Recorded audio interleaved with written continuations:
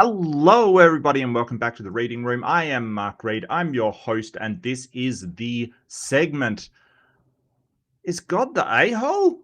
I wonder sometimes. I don't wonder sometimes. I'm pretty convinced sometimes. Sometimes I think that, yeah, pretty much. But today we've got Genesis 19 and 20. Welcome to the show. As per usual, I do have my favorite, the comment of the week. Which I will grab right now. How y'all doing? I hope you're doing well. I'm doing fantastic. 1 second and I'll grab the comment of the week. Sorry, I should have been more prepared. I saw it the other day and I was like, okay, that's just too funny. That's just too funny.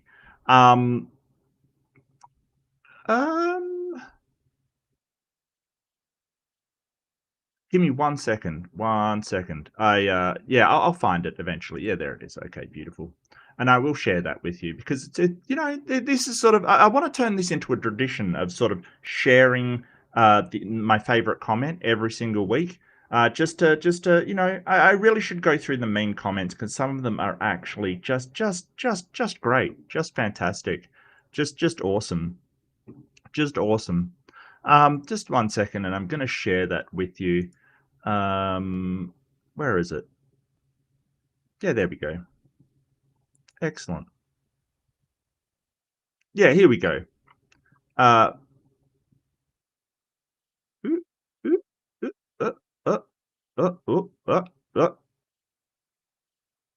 will try to. There we go. Yeah, so this is somebody that left a joke on the channel. It's not particularly funny joke. I know. Look, you may not be able to see it, but that's maximized. Really. Are you sure? Are you sure though? Are you sure? Try that. Is that better? Is that good? Is that fantastic? No, not really. Okay, fantastic. No, that's great. That's great. All right. How many atheists does it take to screw in a light bulb? And I responded, only one. Unlike a creationist, the atheist doesn't need someone else to pray they succeed. No, the answer, apparently, according to TechRatube here, is only one, but they're still in the dark.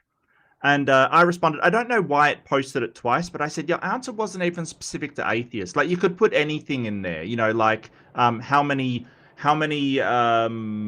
Muslims does it take to screw in a light bulb? Only one, but they're still in the dark. The answer doesn't make sense because I don't know why you would need one person to screw in the light bulb if you're cool with the dark. So it doesn't make any sense. Your answer wasn't even specific to atheists, is how I responded. You need better jokes, which is absolutely true. There's no doubt the Christians, they need better jokes. Maybe it's because the best joke they have is their Bible.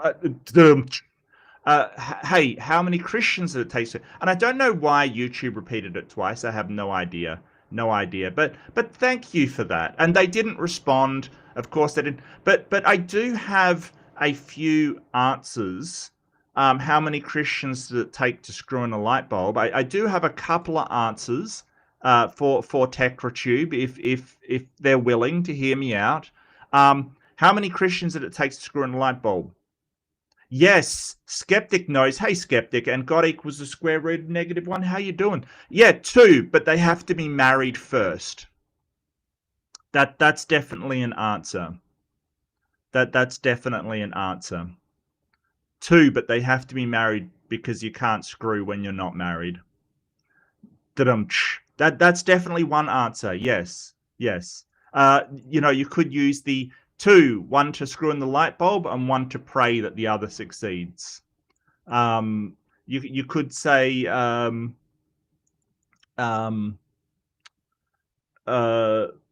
2, one to screw in the light bulb and one to hear the confession afterwards. You know what I mean? Like, it's ridiculous.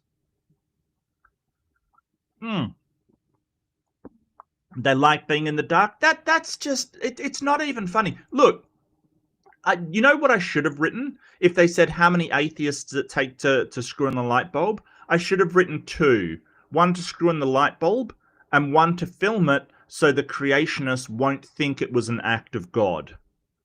That's really what I should have thing. How many Christians does it take to screw in a light bulb? 20.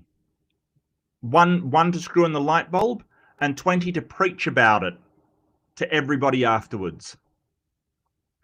How many Christians does it take to screw in a light bulb? 10.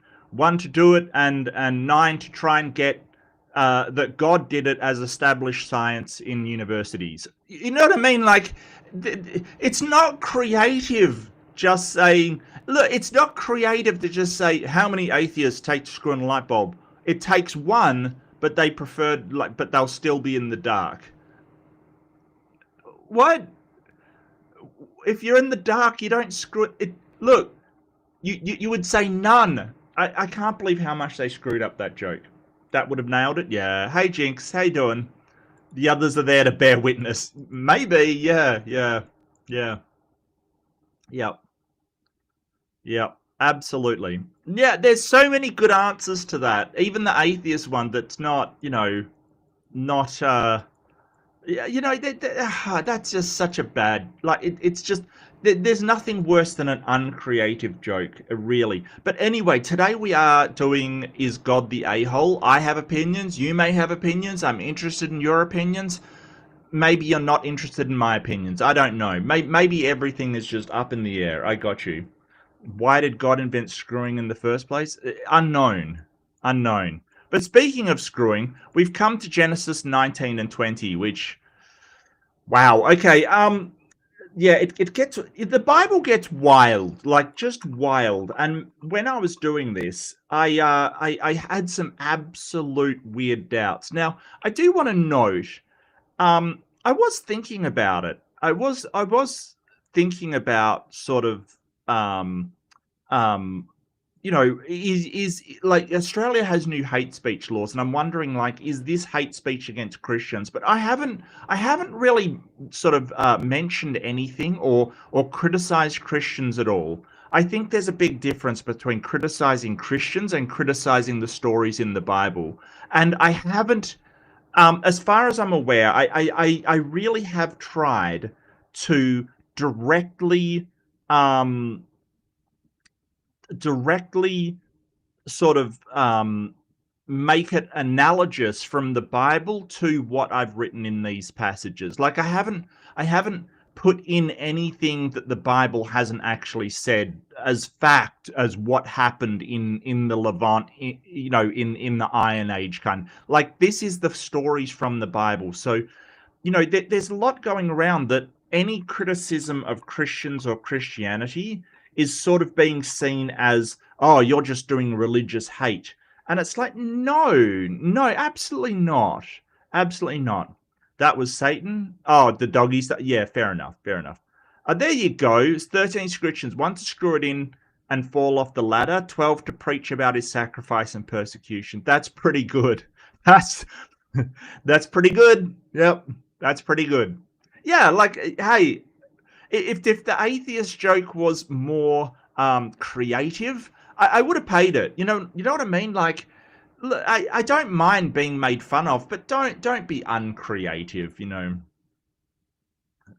How about that debate with Rich though? Yeah, that was pretty wild. Hey, I enjoyed it. I thought he was a decent person. You know what I mean? Like, just because I criticize Christianity doesn't mean I'm criticizing all Christians. That's the thing. It's just wild that people think the world is like 6,000 to 10,000 years old. And then, when sort of pushed against certain scientific stuff that we have evidence of, they're kind of like, oh, I have no idea, but it is 6 to 10. Okay, well, maybe look into that, my friend. It was pretty good though. I mean, to be honest with you, at this point, I am happy to have a debate against any religious person or atheist or anybody that isn't completely, just being an absolute bad faith douchebag. Like, it is the some of the religious people out there is they're horrible. Hey, stop the stupidity. So good to see you. So good to see you all. But I'm pushing right on. I will say I do have a couple of things coming up. Next Saturday, I do have a discussion with a Muslim guy that should be interesting. He's in Australia, so we can sort of talk about what it means to be Australian, what it means to be Muslim in Australia. Everything happening in Iran, because that's relevant and sort of prescient at the moment. It definitely is something that I'm worried about. A lot of people are worried about. It should be interesting to get a Muslim perspective. I don't have any problem. Like there is a Islamophobic sentiment, and we have to be realistic about this. Not all Muslims are out to destroy everybody and implement Sharia law. Like, that's just not what is happening out there. But at the same time, there are people out there who want to do that.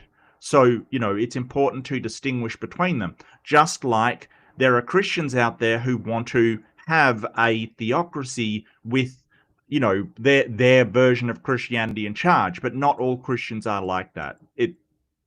Some of them are like, no, we want separation of church and state. It's important.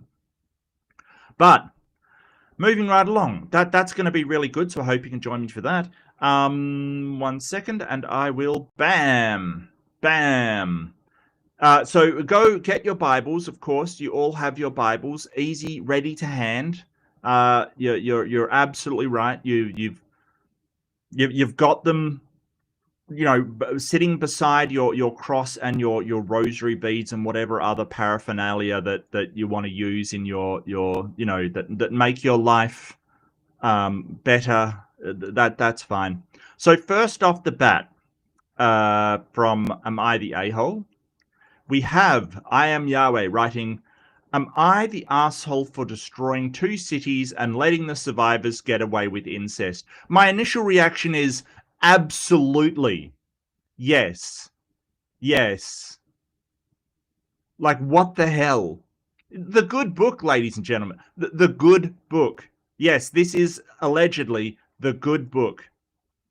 So I, male, infinity, age infinity, recently made the decision to destroy a couple of cities. Yeah. No, I look, speaking right-handed Sith, so good to see you. Look, I'm a big fan of Marx, I really am.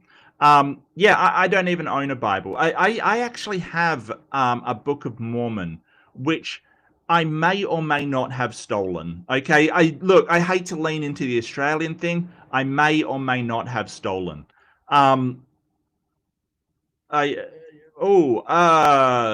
Okay, yes. So, ooh. I think she got in my comments recently and was like, the Noahide laws are sort of the most are the closest we have to objective morality. So Claire Core, if you're unfamiliar, I knew her from the Amy Newman days. She is pretty insane. She's pretty insane. And I would recommend steering clear. She's pretty, like, we found out later that she's pretty fundamentalist, sort of Nazi kind of person. She is really, really, really, really horrible. Some of the stuff that she promotes and says is pretty awful. So yeah, I don't look, Claire Core. I don't know. It was a long time ago, but I think that she has a tendency to gish gallop. I think that sort of interrupting her, and if you're going to let her go on, taking notes and then asking to address every point she's made, because she just like sort of like she'll just go on and on and on and on and on and not let you get a word in edgewise, and it's really, she does it really badly. But if you can in advance say, hey, I need the time to be able to address these points, so I will address every point, then hand it back to you because you made so many. You can sort of say, hey, I need to address every point, get the moderator to sort of allow you that, and then address every single point. But you need to note it down. You need to write it down because you're never going to keep up with her gish gallop if you don't write it down. Hey, Lil, how you doing? But it's good to see you, SP. Really good to see you. Purple, so good to see you. You haven't seen your Bible for the last... Okay. Yeah, it was in one of the boxes that books get... Oh, no. A Bible's destroyed. Where will you ever find another copy, Purple? Ever find another copy? Oh, dear. Oh, dear. Yeah, it's lost forever. You might as well accept it. Sorry, I do need some coffee. I woke up late today. That's why I'm in a bit of a weird sort of... woke up late. I don't know if I slept through my alarm. I turned it off, or I just woke up, turned it off, and then went back to sleep. But I was running late today. So male, infinity, age infinity. Oh, Lil, so good to see you. You stole it. Yeah. How dare you? Yeah, I know it sounds bad. It made the decision to destroy a couple of cities. Yeah, I know it sounds bad, but there was a long history of violence and corruption going on. Well, there's probably better ways to deal with something than just flatten it. Maybe somebody could give that advice to America at the moment. Look, they're saying if America keeps up its bombing on Tehran, there's going to be nothing left of the city. That's not exactly the way to endear people to your cause. I'm just saying. It's wild, right? It's wild. But it looks like flattening of cities, biblically approved. Before acting, I sent 2 messages. No, but look, yeah, okay, I get your perps, but, before acting, I sent 2 messages to enter the city and observe things directly.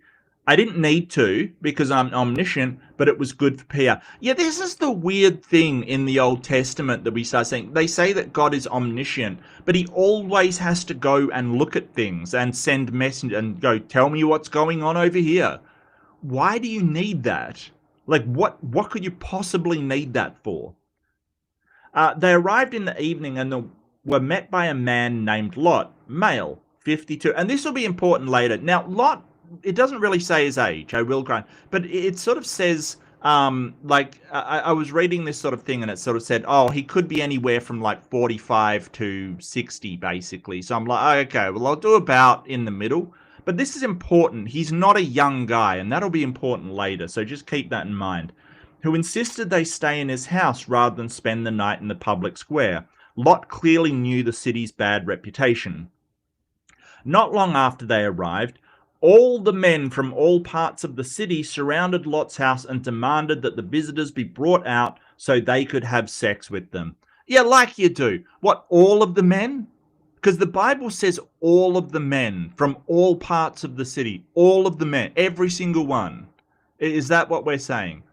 Don't forget that Yahweh promised to spare this city if Abraham could find 10 good men. 10 good men kind of thing. So was it every single one? Every single man. Okay, well, Lot tried to calm them down, and in a moment of desperation to save the strangers, he offered his daughters instead. I'm sorry, what? I'm sorry, what? Could you imagine that as an action movie? You have your protagonist. Oh, there's a whole bunch of evil men outside. Take my daughters.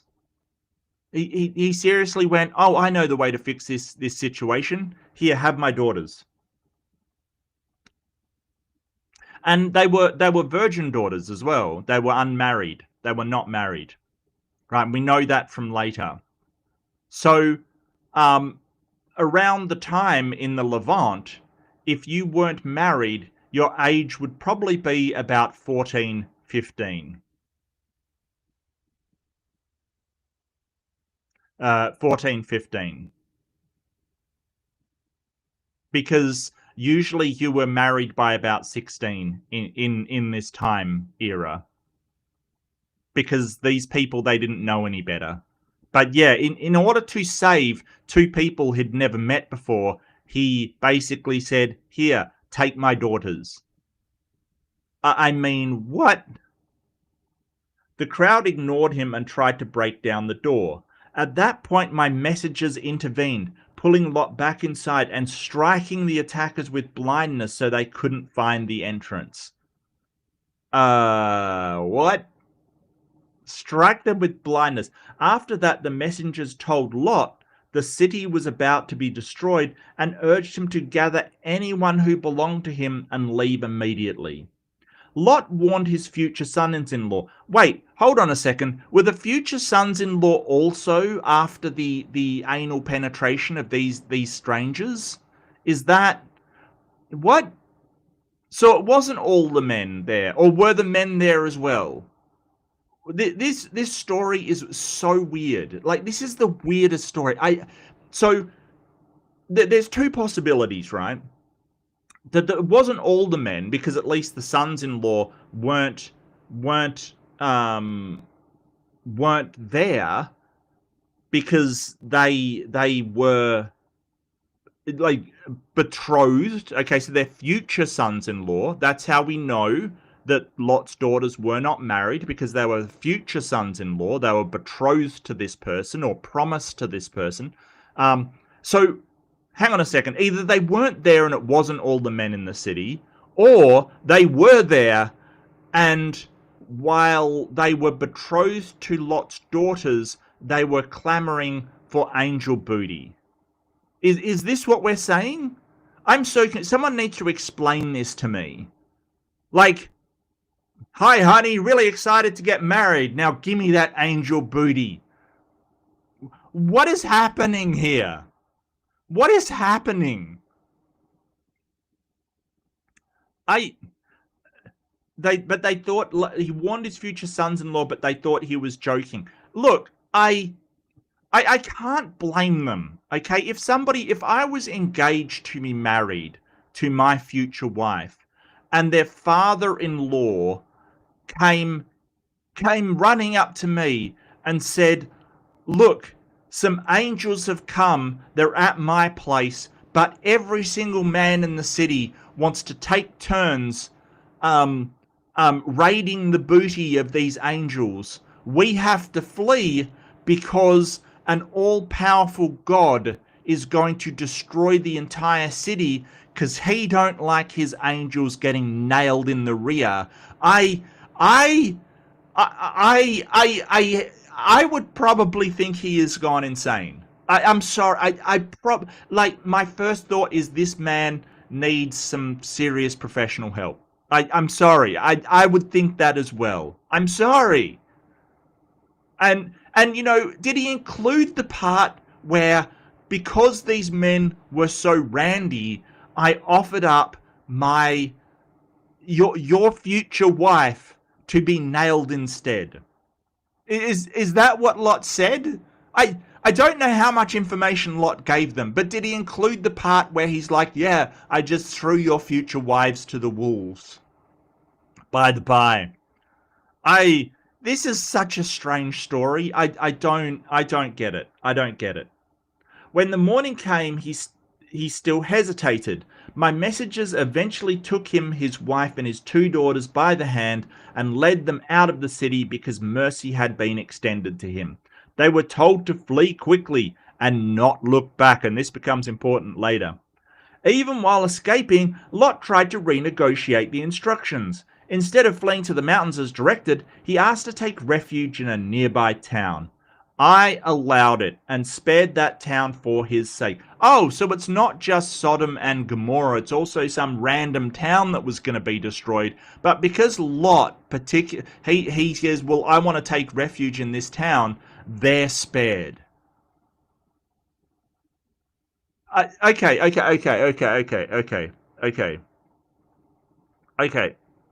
So if Lot's the only one... okay. So follow me with this logic, okay? Follow me with this logic. If Lot and his family is the only one to be spared, and these towns are really bad, and they all need to be destroyed, couldn't you just leave Lot in this city and destroy the town and the other city? Like, maybe it's because there were less people in the city. This doesn't make any sense. This makes no sense. Why couldn't he just destroy all of the bad people and leave all of the good people? And why is it that you're destroying the town? Like, there were no women or children. What about babies and stuff? Right? Like, are you saying it was an entire city and nobody had a child, an innocent child? Like, they all needed to be destroyed? I don't understand this story. And why is the omnipotent God of the Bible, like, why can't he just destroy the evil? Why does he have to destroy everybody? Couldn't he destroy everybody in the city but Lot and get Lot to, like, bring some people back so all the buildings and stuff, are still standing? It seems like a big waste to me. It's very weird. It's so weird that the like, this is the thing in the Old Testament. The limits on the God of the Bible are incredible. Incredible. He's got no control over things. He can't do certain things. He can't do anything precise. It has to be this massive flood or this massive wipe away of things. It's insane. It's insane. Instead of fleeing to the mountains, once Lot and his family reached safety, the destruction began. Fire and sulfur fell from the sky and the cities were wiped out along with the surrounding plain. Okay, so that seems a bit much. That seems a bit much. It seems very wasteful. During the escape, Lot's wife looked back and became a pillar of salt. What? I had given clear instruction not to turn back, but people have been very critical of why I had to do this. Yeah. I don't think that just looking behind you deserves to be turned into a pillar of salt. Wow. At the end of the day, she did disobey, and I'm a deity of my word, and disobedience must be punished. Yeah, but pillar of salt? Like, did you tell her, hey, if you look back, you're going to be turned into a pillar of salt? Or did you just say, hey, don't look back? Because I tell you, if there's one thing the amount that this God does not understand about humans, like, if you put a sign on something saying, do not press this button, a human will come up and push the button. Like, it's so weird that God does not understand anything about humans and human curiosity. Like, it's wild, right? I know that if you say to somebody, don't look at this thing, they're going to look. You have to say, if you look at this thing, you're going to see something you're not going to want to see, or there's going to be these consequences. Why do I understand more about human nature than this God does? It's weird. So Lot and his daughters eventually ended up living in isolation in the hills. Wait, I thought they were going to a town. Weren't they going to a town? Didn't it just say they were going to take refuge in a nearby town? Or maybe they took refuge in the town and the town went, no, get out of here. Did God then destroy the town as originally planned?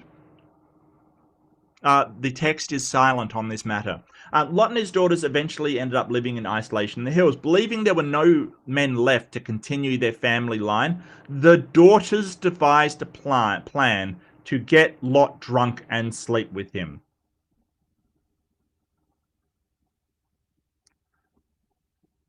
Okay, who wrote this?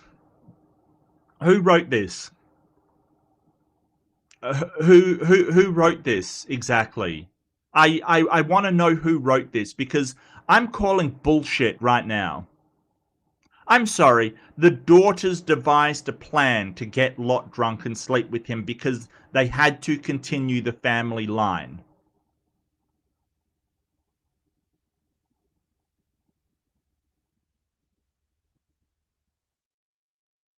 Yeah, I think this is absolute bullshit.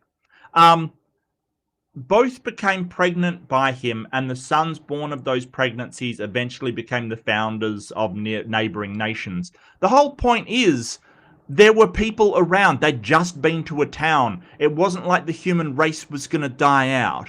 That's number one.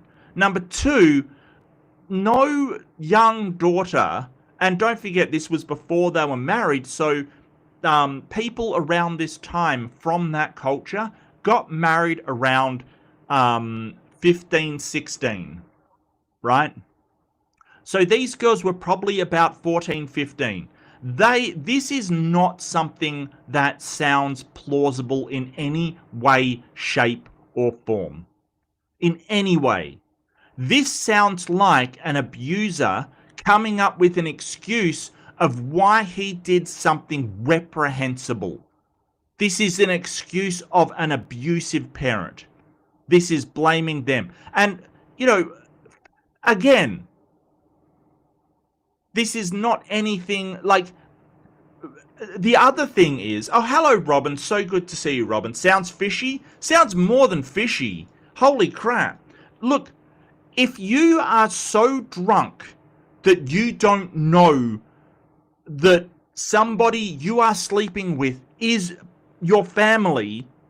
There is no way you can sleep with them, right? Like alcohol is a vasodilator. Like it will dilate your thing. If you are that drunk, especially don't forget.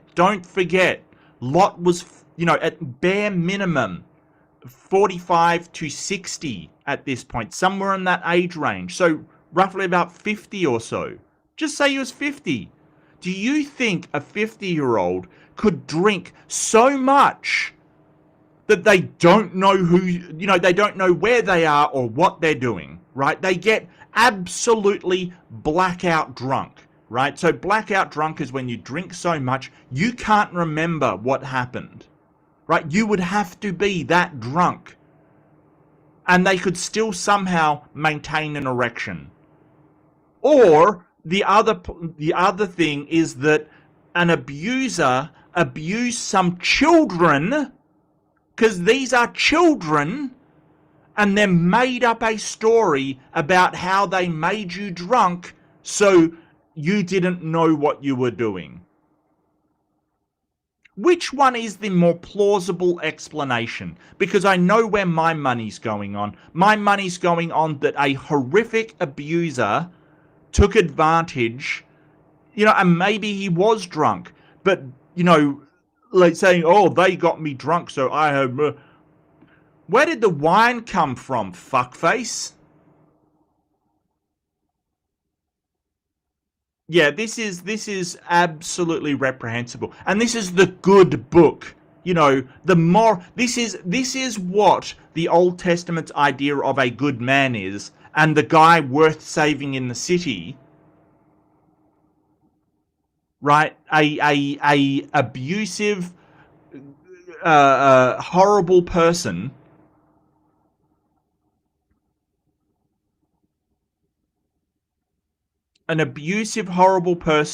who then just makes crap up, because it does not make any sense that the young girls would be the one to go, oh, we're not going to have children, so we've got to have children by our father. Bullshit.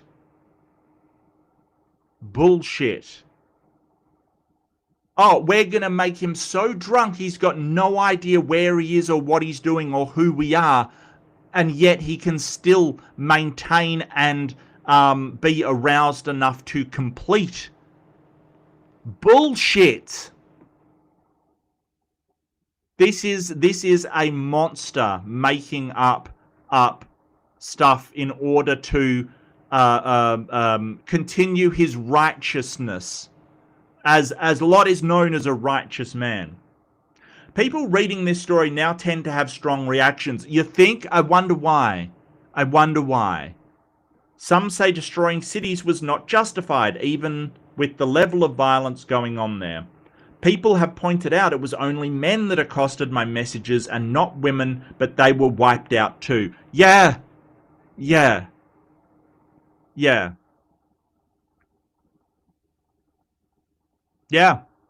So what about the women? What about the children? What about the babies? What did they do? And if you say, oh, we had to wipe out the city because of all of them, cannot an omnipotent God have a better solution than just level the playing field, including all of the innocents?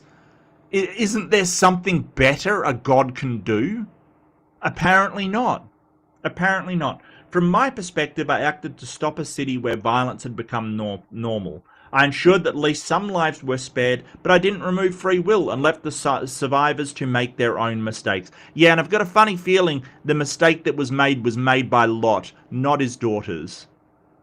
Still, I can see why the story unsettles people. A city was destroyed, a woman died during the escape, for no reason, apparently, and the survivors carried their own brokenness forward. Did I make a mistake by doing this? Oh, yeah, absolutely. Absolutely. Edit. I don't know why the men rejected the daughters. It isn't important. Stop asking why I turned her into a pillar of salt. At least it wasn't pepper. That is a good point. That is a good point. Why a pillar of salt? Why? Why salt? What is that? What is that? You're just a fan of sodium? I don't know. What is that? It's so weird. This is mythology. But this story about Lot's daughters, I've heard this crap before. Right? I've heard this crap before.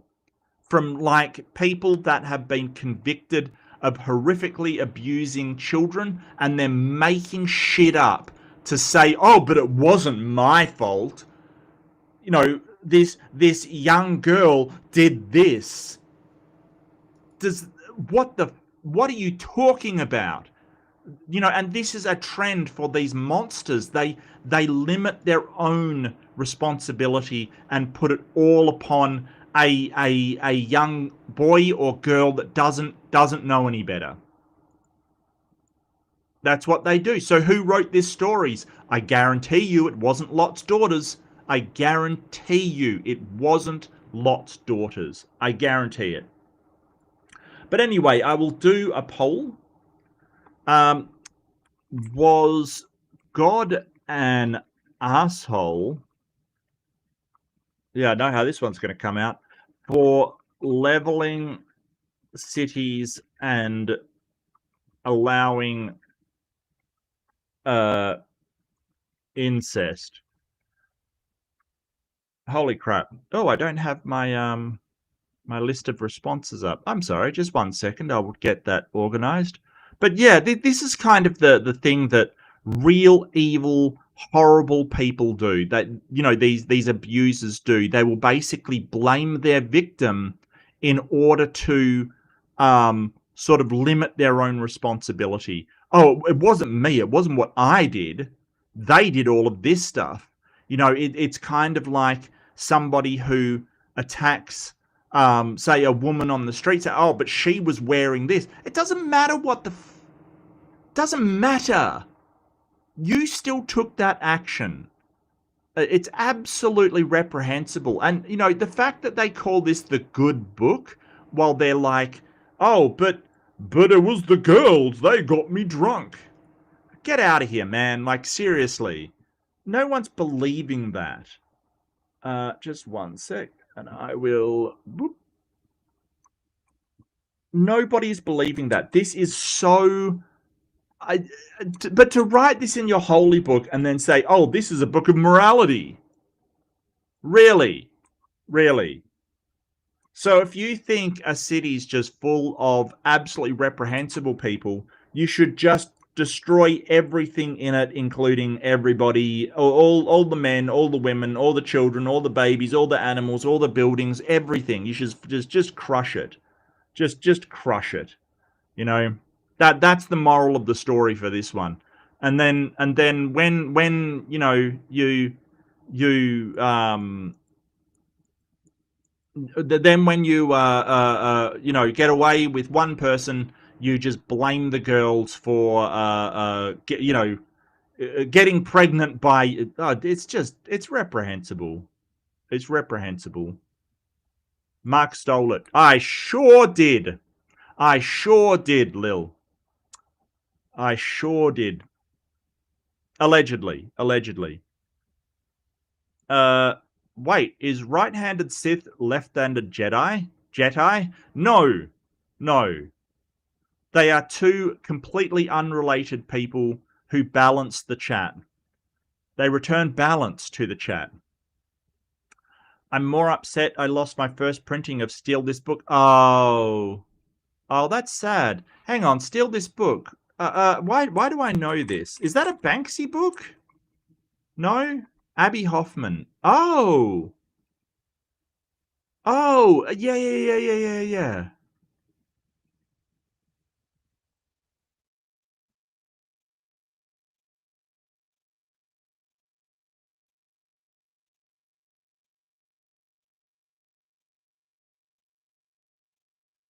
Wow. I've heard of this. That's so cool, Perps. You're so cool. Yeah, I've seen her blog spot.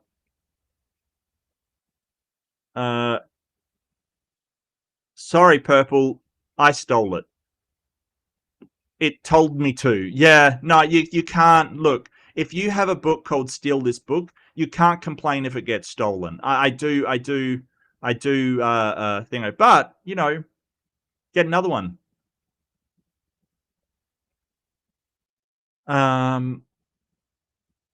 If you wake up late, there's nothing you can do. Might as well write the day off as a loss and go back to sleep. Yeah, but I wouldn't leave you hanging like that. If I've got a scheduled stream, look, it's really important to me that I make my scheduled streams. Like, if I schedule a stream, I'm gonna be there. Like, you know, you can have trust in me for the most part. Look, I can't promise that I'll make every stream and I'll make it on time. But what I can promise is that I will do my very best to make every stream and to make it on time. Okay, that's what I can promise. Because sometimes things are outside your control, but I always try my hardest to make it to every stream on time and do the stream. It's important to me. You know, and other people are, oh, you've only got this bad. I don't care. It's important to me. Like, even if there was nobody watching, even if I was just ranting out to the void, it's important to me that I make this commitment to what I have decided to do. So that is my commitment to you. I promise I will do my best to make it to every stream on time and fulfill my commitments. That's my promise. Better find a few scribes. They might make all the needed corrections this time. Yeah, get some scribes out with you. Was Lot even literate? I don't know. Hello, Victoria. Hello. So good to see you. Sodomy and gonorrhea? Not, you're so close, Jinx. You're so close. Almost. Oh, we've got a somebody joining the readers. Welcome to being a reader, Detroit atheist Queen Kelly. Welcome, Kelly. Detroit atheist Queen Kelly.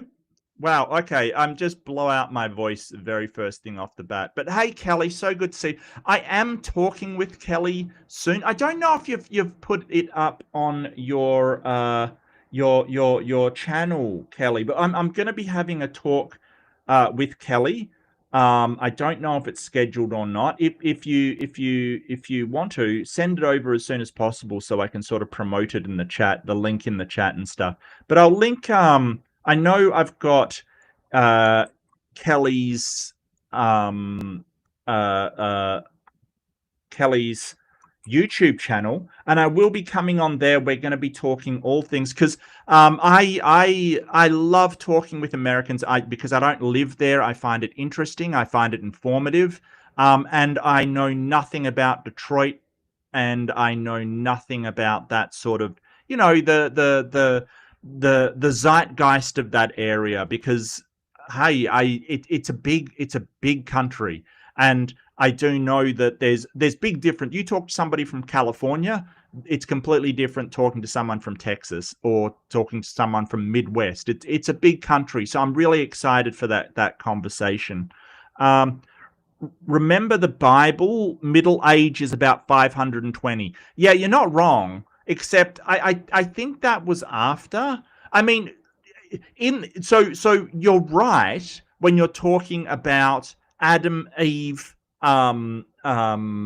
Methuselah, or all of these people before this period. But it says plainly that Abraham was 99, kind of thing. So this presumably is when things are getting more sensible as far as age is concerned. I don't know. I'm going to choose to read that as the daughters were only worth a max 30 silver each. Yeah. I think 30 shekels was the cost of a slave, yes, or a daughter, about the same price. It's yeah. So hey, what's 60 shekels versus a couple of angels, right? At least 6 years old, according to the current POTUS. Yeah, okay. There's yeah, and look, Jinx. The current POTUS is like the elephant in the room. We're all standing around going, how the fuck did this elephant get into the room? The doors aren't even big enough. Like, seriously, it is like I cannot even explain my feelings as to, that is the best way I can do to explain it. It is the elephant in the room, right? Like, it is like, what the fuck? It is. I totally, I got you, man. I got you. Angel booty. Yes. No, Jinx, no one resists angel booty. All hail the angel. Look.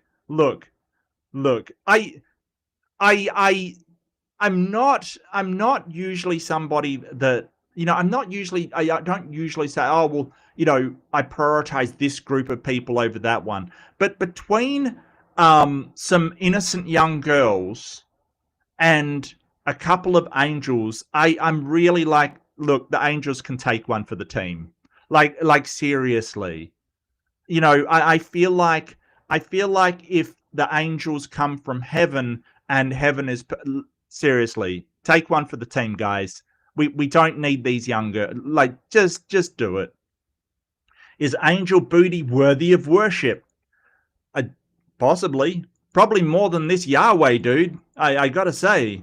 Because seriously, the decisions this god is making are, As the OG internet groper, I have groped an angel booty. Okay, please don't grope anything. Please, Jinx. Stop. It's funny, if you ask people, some people will allow you to do it. You don't have to go. Whatever. This stream is getting out of control. I blame you, chat. I blame you. Children are just property anyway. Yes, and that's how they were treated, especially female children. At one point in the Old Testament, it says, like, when you sell your daughter, right? You can sell your daughter. It's very permissible in the Old Testament. You like, if you have a daughter, you sell them to be part of somebody's household. You're essentially selling a slave. It's the same thing. There's other rights that apply to them, but, like, for instance, if you sell your daughter to somebody, like you do, and they're unsatisfied with the daughter, they're allowed to be redeemed. That person can't sell them to another person. They have to be redeemed by the father. So basically, the Bible has a returns policy for young girls. The good book, ladies and gentlemen. The good book. What the fuck? Medusa was a very lovely lass. She was actually. That was the whole point. She was supposed to be more beautiful than Aphrodite and boasted about it. So Aphrodite turned, like, this is the Greek myths kind of thing. That if you boasted that you were better than the gods would chuck a tantrum and do something ironic. Like, it was always ironic, right? Like, if so Aphrodite boasted that she was more beautiful. Medusa boasted that she was more beautiful than Aphrodite, and it was actually a couple of her sisters as well. So it was the Gorgons. Anyway, but Medusa said she was more beautiful than Aphrodite, so she turned her into a woman that if anyone looked at her, they would turn to stone, kind of thing. Like, it's ironic, get it? Like, you like to be looked at, and now nobody can look at you. Get it? Get it? Hint, hint. Get it? You know, and things like Arachne, who boasted she was better at the loom than Athena, the goddess of wisdom, who invented the loom, right? Athena was supposed to invent the loom because she was the goddess of wisdom. Because of that, they had a loom off, a knit off, a weave off. That's the word. They had a weave off. They had a weaving competition, a weave off. And so because Arachne won, there's a couple of different stories. One of them is that she was turned into a spider. Another is that Athena like struck her dead and then took pity on her and turned her into a spider. And now she weaves, kind of. So it's ironic. Get it? Get it? She's now a spider. She weaves. So yeah, the gods in Greek mythology were incredibly petty. And what I'm getting is that Yahweh's incredibly petty as well. Look, I want to know who Yahweh's PR team is, because they did such a good job between the Old Testament and New Testament. Incredible. Like, talk about rehabilitating your image. Hey, Robin, sounds fishy. Yeah. Jinx says, see what happens when you share some scary stories around a campfire. Some silly human will think it's all real. Yeah, kind of. That's how mythology starts. But this, to me, if I was a detective and I heard this story from this guy, right, just the caves part, I would say, yeah, sure, mate, handcuffs, you know, let's talk to the daughters, let's interview them, and I would believe them. Because we've seen this, a man in his prime couldn't get it up if he drunk that much. Absolutely, Purple. Absolutely. Yes, and I know this. Yes. Don't ask how I know. Look, you know, I have done binge drinking when I was younger, and even at, you know, 21, it's very hard to, even if you've drunk a significant amount and not, like, you still know where you are and who you're doing. It's still very hard to get it up. Like, seriously, it's just, that's what alcohol does. It's a, what is it, a vasodilatator? It dilates your blood vessels, kind of thing. It works the opposite to basically Viagra, you know. Hey, Jimmy, how you doing? Good to see you. Haven't seen you for a while. It's good to see you're looking sharp. You're looking sharp, my tuxedoed friend.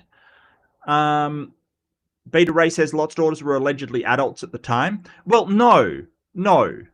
Because in that, like, so historians would say in that time, once you hit a certain age, like, okay, so the way betrothal works in that period of time, in that culture, was you were betrothed when you were, like, literally a child, like 10 years old, 11 years old, even earlier. Some girls were betrothed as soon as they were born. And boys, because you had families who were like, well, we're going to betroth our children to combine our families. A lot of the reasons why the people got married was political. It wasn't religious, it was political. It was like, we have a family of 20 people, we have a family of 30 people, we want to be a bigger block and we're friends, let's marry our children and then we will have a more, you know, solidified clan that can have more influence. So a lot of the marriages were political.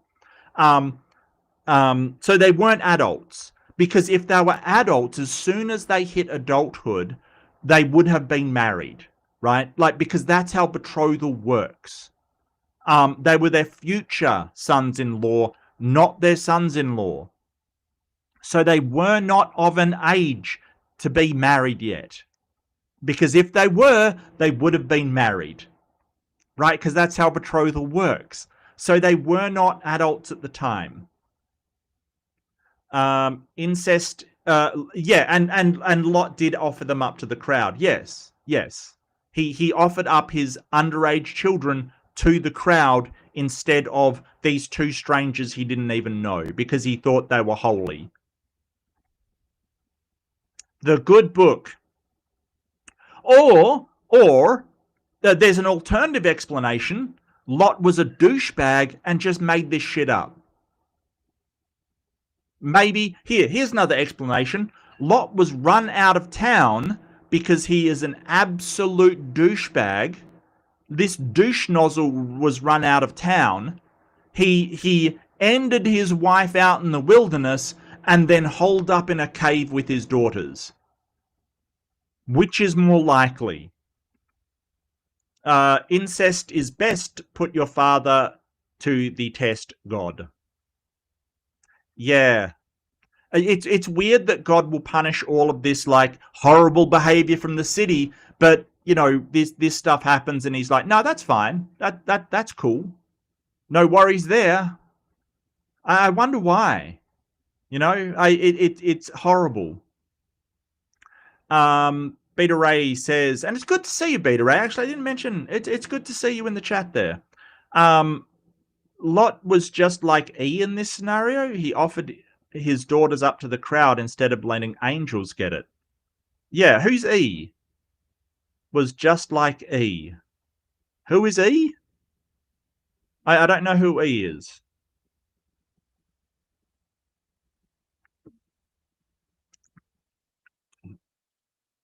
I don't know who E is, but E's a prick, quite frankly. Doesn't everyone flee a catastrophe with several casks of wine? Yeah, I make sure every time I flee the city, I take at least 10 goon bags with me. Like, and how much wine? Like, the thing is, you know, I know you've got your Bible directly to hand, but I believe that they, like, you know, they sort of do it a couple of times. So how much wine would they have fled with that? Yeah, they did it twice, right? They did it twice. So I want to share this. So this is the good book, by the way, the allegedly good book. So two daughters left Zor, settled in the mountains. His two daughters lived in a cave. Father is old, there is no man to give around. Let's get our father to drink wine, sleep with him. They got their father to drink wine. The old lord went and slept with him. He was not aware of it. He wasn't even aware that he had sex. That's insane. When she lay down or when she got up. It was a stealth mission, apparently. Buh.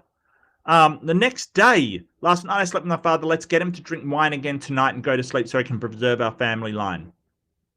How much wine did they have access to? Like, I swear, this would have been like Lot, his daughters, and a donkey just loaded to the brim with goon bags. Like, just cask wine stacked on this donkey. What? What? God doesn't make mistakes. Hey, Phantom, good to see you. God doesn't make mistakes. I beg to differ. I beg to yeah, that's not right. Yeah, no. Seems an all-knowing God would not make mistakes. Yeah, no, that is the point. All of this was according to God's plan, including the incest. Why? Who knows? Unexplainable. It's good to see you, Phantom. Salt was that is true. That is true. So the question is, did Lot take the salt with him? Did he just like chuck, you know, did he get his daughters to each take an end and just, you know, cart off his wife to sell? I don't know. You know what? I would love to interview the daughters about what happened in that situation. Get their side of the story about what happened. Because I have a feeling that charges could be pressed if we're allowed to interview the daughters. Because this sounds like a horrible, reprehensible criminal trying to make excuses for their frigging behavior. 90 out of 10 is best guess. I don't know what you're guessing, but I'm on board. Technically, Adam and Eve were full brother and sister. Technically, Eve was a clone of Adam. It wasn't even brother and sister, right? Because he took a rib and created Eve, which means that he duplicated humans from a piece of genetic material. That's a clone, my friend. That isn't even brother and sister. That is a genetic identical copy, a clone. And all you've done is just change the Y chromosome into an X chromosome. That's a clone. That's a clone. That isn't a brother and sister. That's a clone. That's worse. That's absolutely worse. Of course, it wasn't his daughter. A girl who was literate. What an absurd concept. Yeah, why would we educate women and let them read? You know, like that's just a recipe for disaster, right? I joke, but what is incredible is there are some idiots, some fundamentalist Christians out there, some author bros, who honestly say that. You know, why let women read? Why let them be educated? I mean, considering all the women that have contributed significantly to our understanding and knowledge. Hello, Marie Curie. Hello, Ada Lovelace. Damn, these women revolutionized their fields. Are you insane? What is wrong with these people? But she has boobs. Yeah, and here's the thing about that. And the thing about those author bros and the really they will do podcasts and they'll get women on and go, oh look, she's so stupid she can't even find this on a map. She doesn't know the capital of this place. There's a lot of men that don't know that stuff. Like they aim to get the worst of the worst intelligence of women and go, oh look, women are so and it's like, but you can do that with men as well, my guy. Like that doesn't show anything. It's so ridiculous. Well, they had the same father, but Eve was Adam's half sister. No. No, you're thinking of Abraham, Purple. Abraham and Sarah, right? So Sarah was Abraham's wife, but also his half sister. Adam and Eve, Adam was created first, and then God took a rib and created Eve out of the rib. So I don't know why he couldn't just create a genetically different woman, but apparently he can't do that. He needs a rib out of Adam, like he took the rib while he slept. But yeah, if you're talking about Abraham and Sarah, then yes, absolutely. Hey, Big Bad Mama, so good to see you. So good to see you. But God, it was Eve's fault. She made me eat the apple. Yeah, no. If that's the case, then it's the snake's fault. Then why are you taking it out on the humans? I don't know. Yeah, Big Bad Mama's in the house. This above all else unto thine own self be true. Yeah. I do believe that. That's Shakespeare, isn't it? Isn't that Shakespeare? I'm sorry, I'm not huge on poetry. I think that's Shakespeare. Yes, it's in Hamlet. Yeah, Hamlet's Hamlet's really quotable, isn't it? Yeah. Sorry, I had to look that up. I didn't know which one it was. Hello, Tori. So good to see you. Hello, Tori. I saw you recently, Tori. I can't remember which stream you were in. I was very surprised. I sort of just dropped in and you were hanging out. I can't remember which stream it was, but it was really interesting stream. Yeah, so interesting. I can't remember what it was, but I do remember seeing you around, which was nice. I always love it when I see like community members just passing, just some random stream and a community member is there. It's always wonderful. It's always so good to see, that we're sort of interested in similar things. 50 shekels is about the equivalent of 16 US dollars. Yeah, I don't know the shekel to dollar conversion ratio. I presume you mean in today's money it would have been about, um, without inflation and things like that. No, I get what you're saying. With inflation and stuff, about $16, which, it seems wrong to be able to buy somebody's daughter for $20. That seems wrong. That seems really wrong. Just saying. 50 shekels is worth about 22 Australian dollars. Okay, so there's no need to rub it in that the Australian dollar isn't as worth as much as the US. Okay, there's no reason to rub it in.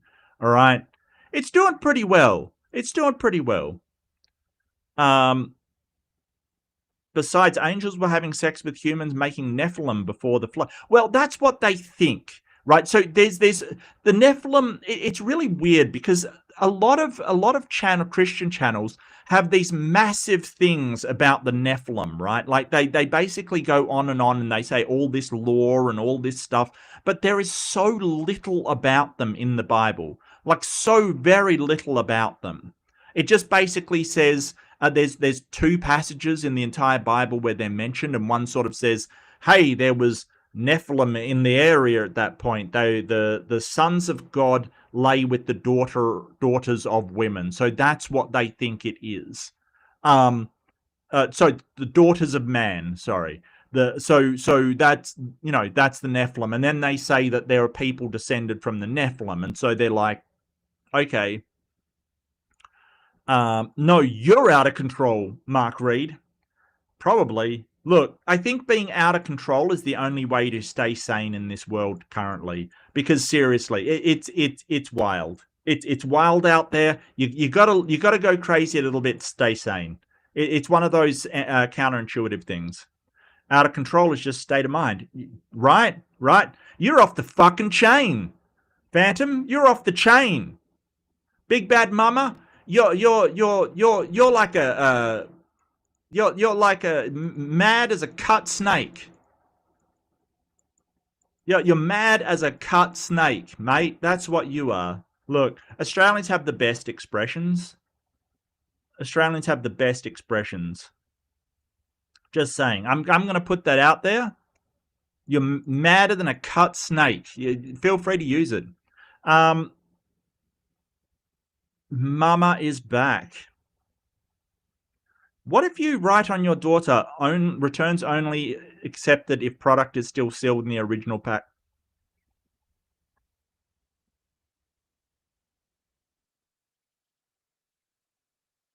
Purple, I know what you're referring to. Okay. Okay. Okay. Forgive me. This might be a bit crude, but forgive me. That means that. Okay. Now, I'm not blaming you for this, Purple, but I just got an image of a girl or a woman with warranty invalid if broken written on their hymen. Okay,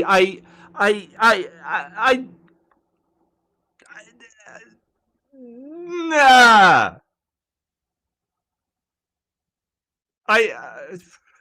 Don't go horse riding. You'll invalidate the warranty. What the hell? Medusa was raped by Poseidon in Athena's temple, and that's why Athena changed her. You know what? I think you're right. Yes, I might have misremembered that. Yes. But I think she was supposed to be insanely beautiful. That was the whole point.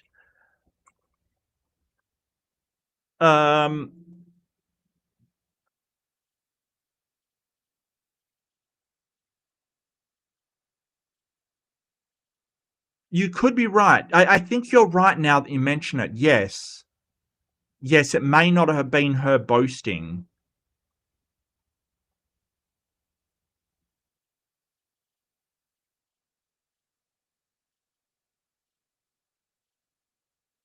Yeah, that's their death. Where's the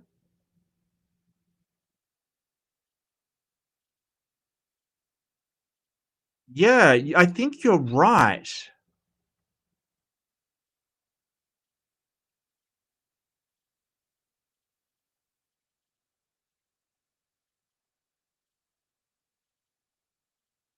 Origin of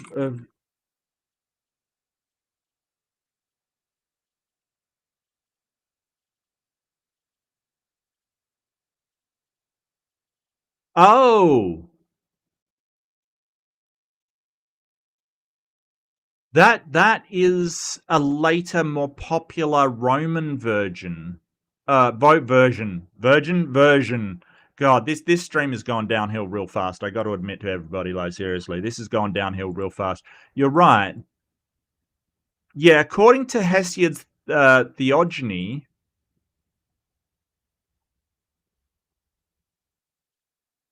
right. So there are a couple of different stories. Okay, but yes, the most common one is the Ovidian tragedy. Gotcha. Gotcha. Okay, no, you're right. You're absolutely right. It wasn't for boasting. Yeah. It wasn't for boasting. She hung herself from a tree, asked the Louvre in the wheel. Yes, that is one of the versions. See, the thing about Greek mythology and Roman mythology is there are multiple versions of them because Greece wasn't just all of Greece kind of thing. That wasn't a thing that existed. It was city states. So there were multiple versions of these stories coming out.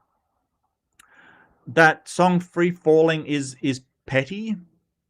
Oh, cause I'm free. Is that the artist name is Petty?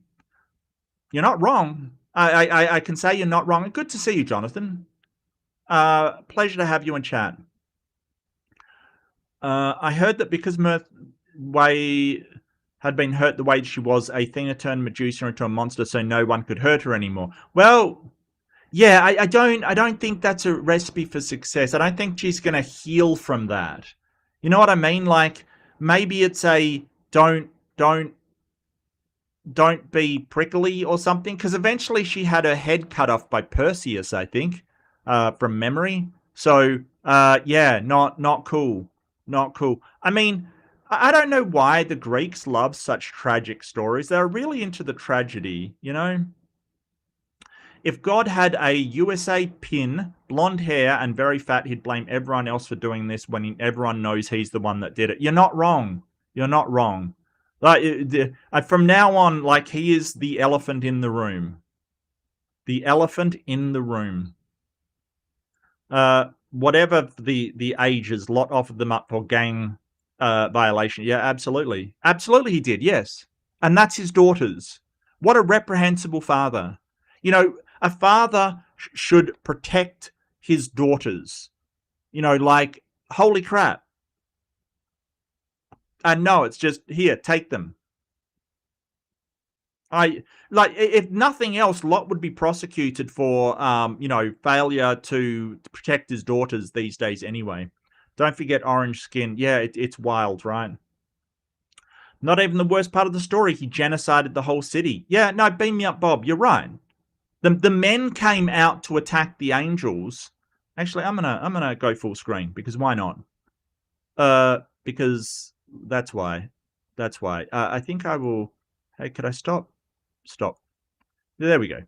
Yeah, yeah. It only said the men came out. There were children, there were women, there were animals, there was buildings, there was personal possessions, there was all kind. Like it's a city. It's a city.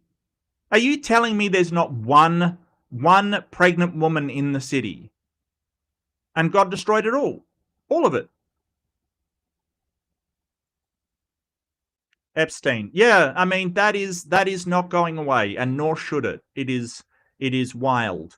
I do want to do something on that. I just, I feel like, oh look, I'll save it for a video. I'll try and do a video. I'm not very good at doing like recorded videos and then putting them up on thingo, but I will try because I have certain feelings and opinions about that, and at the moment it's awkward, right? We're all standing around going, okay. It's a weird feeling, right? It's a very strange feeling that we're all aware of this thing, but nothing is happening and no authority is doing anything, right? We're all aware. All of this stuff has come out and we're like, okay. Well, why isn't anything happening? And, you know, we can make guesses, and, you know, you know as well as I do why nothing is happening, but it's a weird feeling, right? It's strange. At least that's how I feel. Maybe you don't feel the same. I shouldn't project my feelings onto others, but that's how I feel at the moment. I feel I feel like I'm waiting for a bus or something, you know, like it's just like, okay, it's supposed to have gotten here. Where the fuck is it?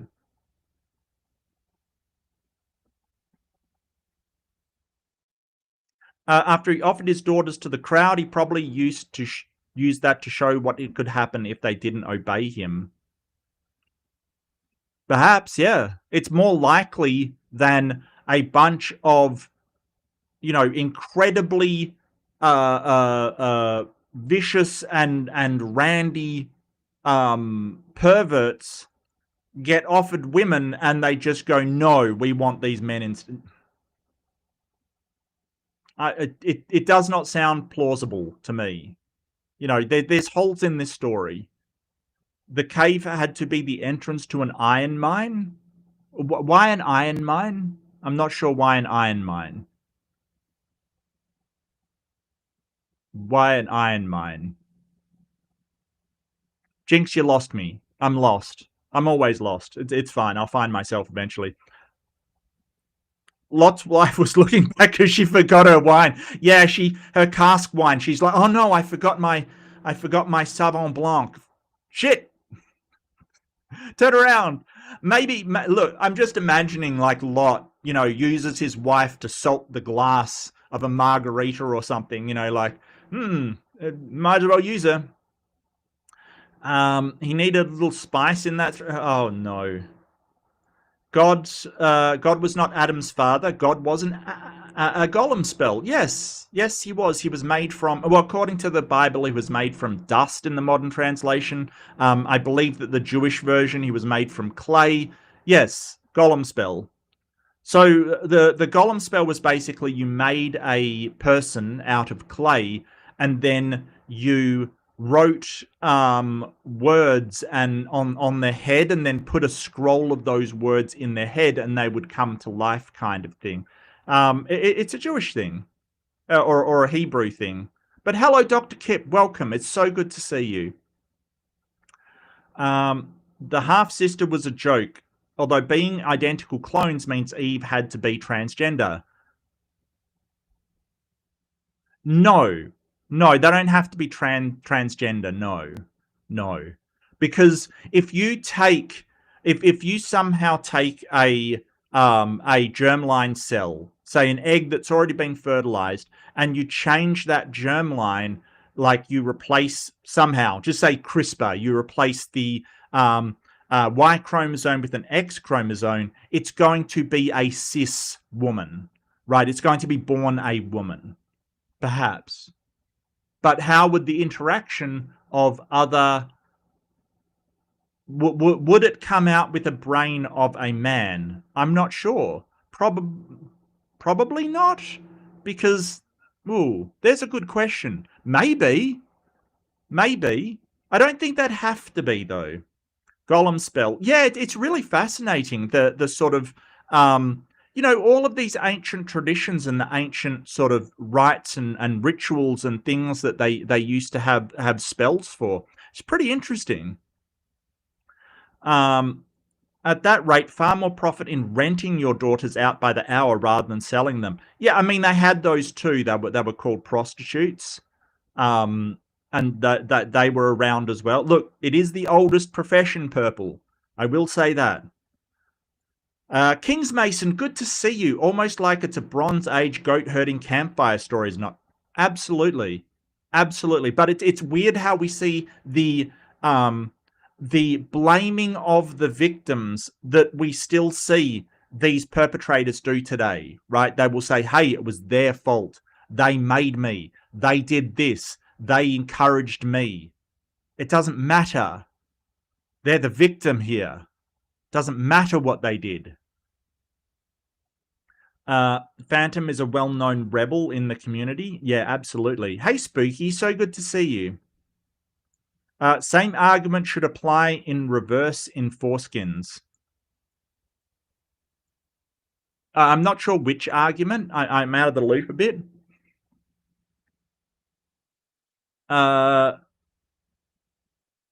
God is merciful and the only one capable of love. No a-hole. I know he has saved me from myself.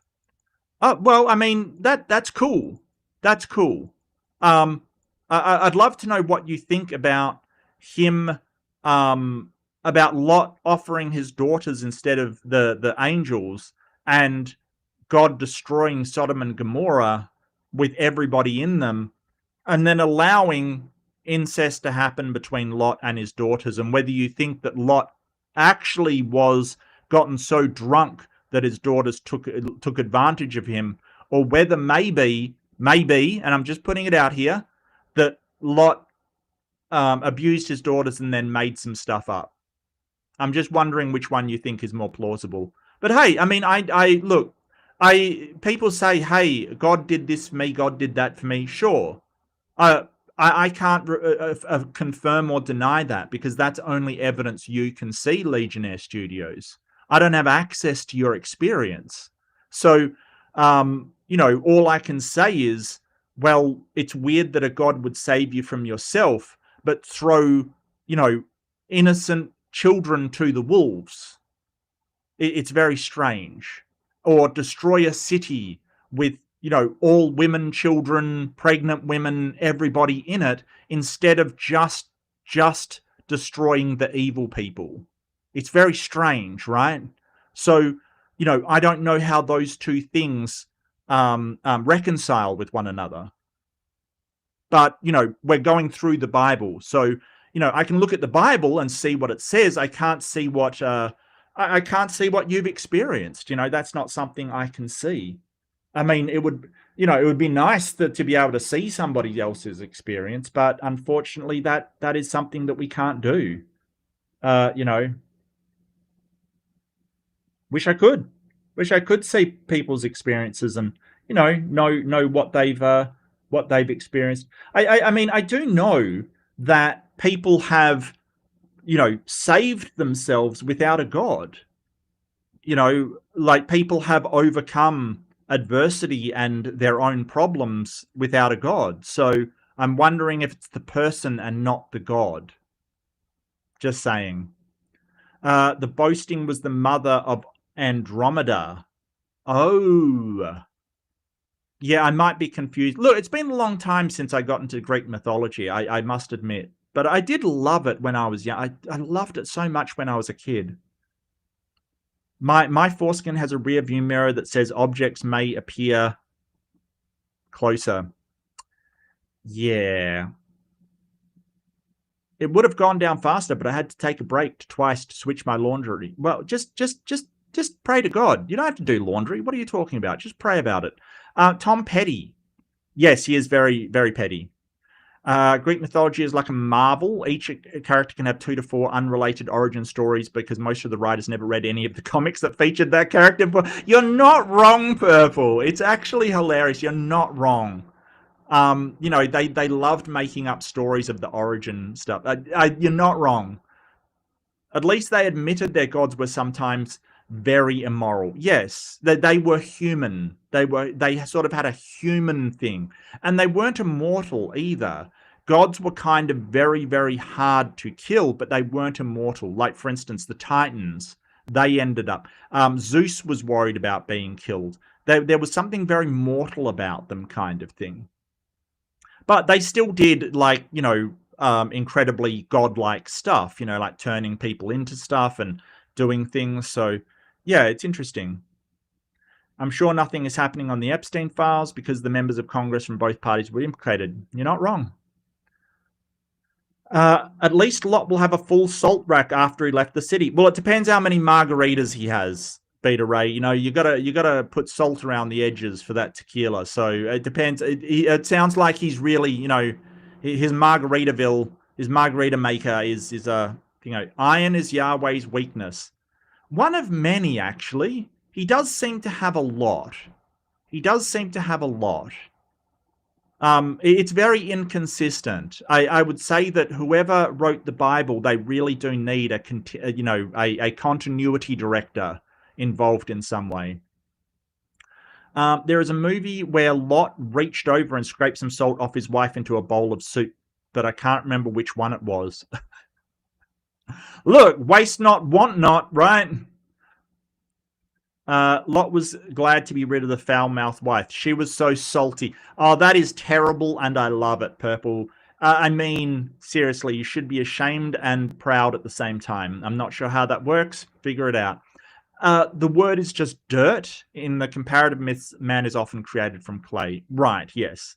Yep. No, that's fair. I know that sort of, you know, it has been interpreted in different versions as dust, as dirt, as earth, as clay. Who knows? It could be anything at this point.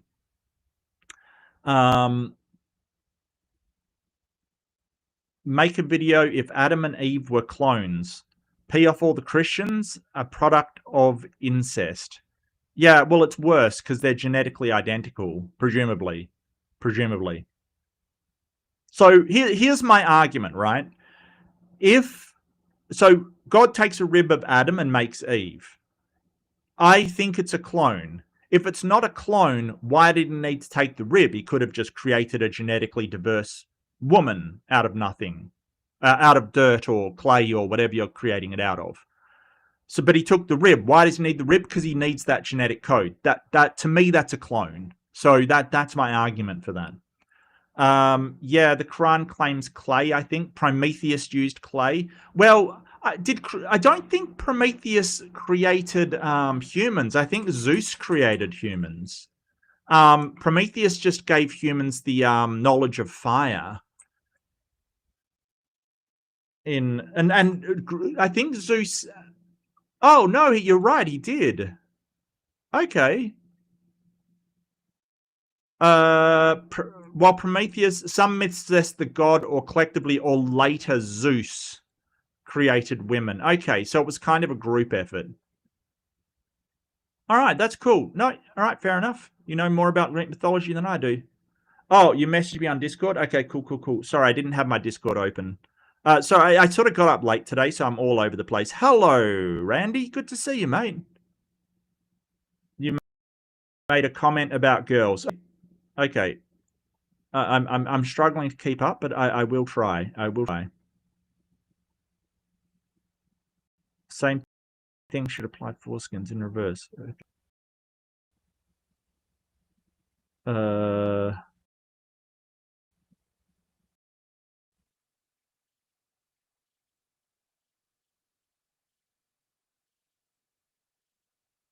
enough. Fair enough. Yes, I did. I did definitely mention that. The entire thing is about girls and women and abusing them. It's pretty terrible. Okay, I'm going to level with you. I hate this verse. I hate this verse. It is a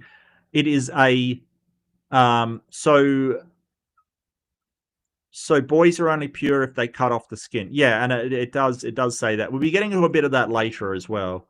But yeah, I hate this entire verse. I really do. It is absolutely reprehensible verse. Look, I don't blame them. That they're a product of their time. They didn't have modern investigative techniques. I totally get you.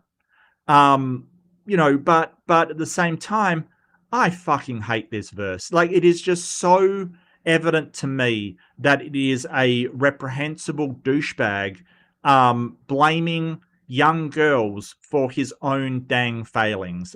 To me, that's my opinion. You know, that's what I think. So, you know, hate it. Good taste, yay. Oh, hi Maya. It's so good to see you, Maya. That last Bad Science Sunday was fire. It was great. Loved it. Wasn't the big Yucatan asteroid in the Bible? Seems like an odd thing to leave out. Floods made it, though. Yeah. 1 by land, good to see you. 2 by sea, 3 by air. I love to see you. Yeah. You know, I can never pronounce the name of that asteroid. It was Chexacolub. It's that one that made like the Gulf of Mexico. Oh, I'm sorry, the Gulf of America. What is this world at the moment? I told you. Hercules and Heracles are reboots of one another. One is Greece, one is Roman, one has Saturn as father, one Zeus. Yeah, yeah. But Zeus was Jupiter, I think, in the Roman thing. Kip says, I would argue that the earlier stage in the development of the text, Yahweh is also understood to be a capricious dick. I rolled a hodo. Yeah. No, Dr. Kip, you have written no books. He has written no books. Man, that is hilarious that somebody said that. But yeah, absolutely. Like I said, I want Yahweh's PR team because the makeover he gets between the Old and New Testament is just insane work. Insane work. Zeus and Saturn claims that. Oh, gotcha. Yes, that makes sense. So you're averse to this passage? This one in particular, like there's other ones that I dislike, but this one in particular is horrific. It's just horrific. It's horrific. It really is. The entire book. Look, okay. The Bible as a text, there is some good messages in there, especially in the New Testament. Like there's some good messages out of it. It's not all bad. No, like, you know, there is some good in it, but it's just that, you know, you can't look at it as infallible or, you know, you have to take all of it as absolutely true. That's a problem. You know, because I can say, hey, the any philosophy, there's going to be good in a book. There's going to be some sort of, you know, pieces of good advice in any book. It's just you can't look at a book as, well, I can't be critical of this thing. And that's the problem. You've got to be able to say, hey, take the good from whatever this text is, leave the bad, and let's use the good stuff. But that's not what Christians or a certain type of Christians do. They say it's all good no matter what it says. The word translated uncircumcised is used more than just for. It generally means something like defective. Okay. That's kind of weird that God is creating you defective. Wow. Okay. That's wild. Doesn't calling God an arsehole perform the fallacy of anthropomorphizing God?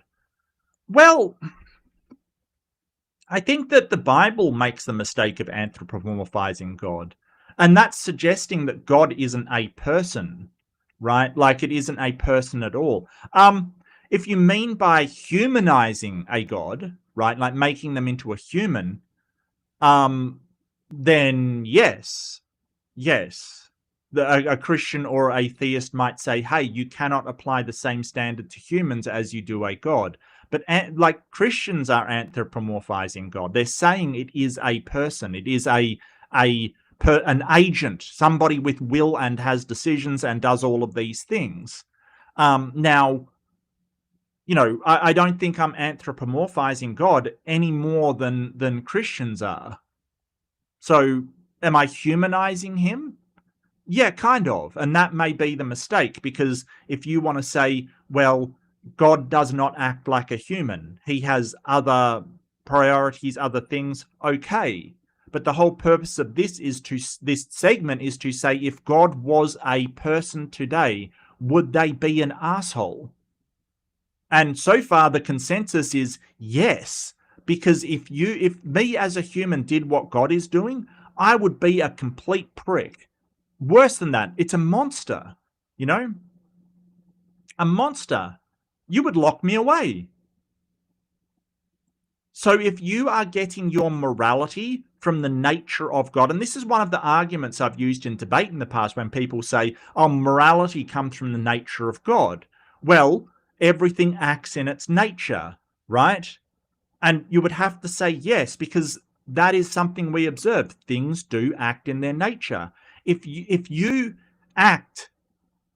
get your morality from the way that God acts, which is in his nature, you're a monster.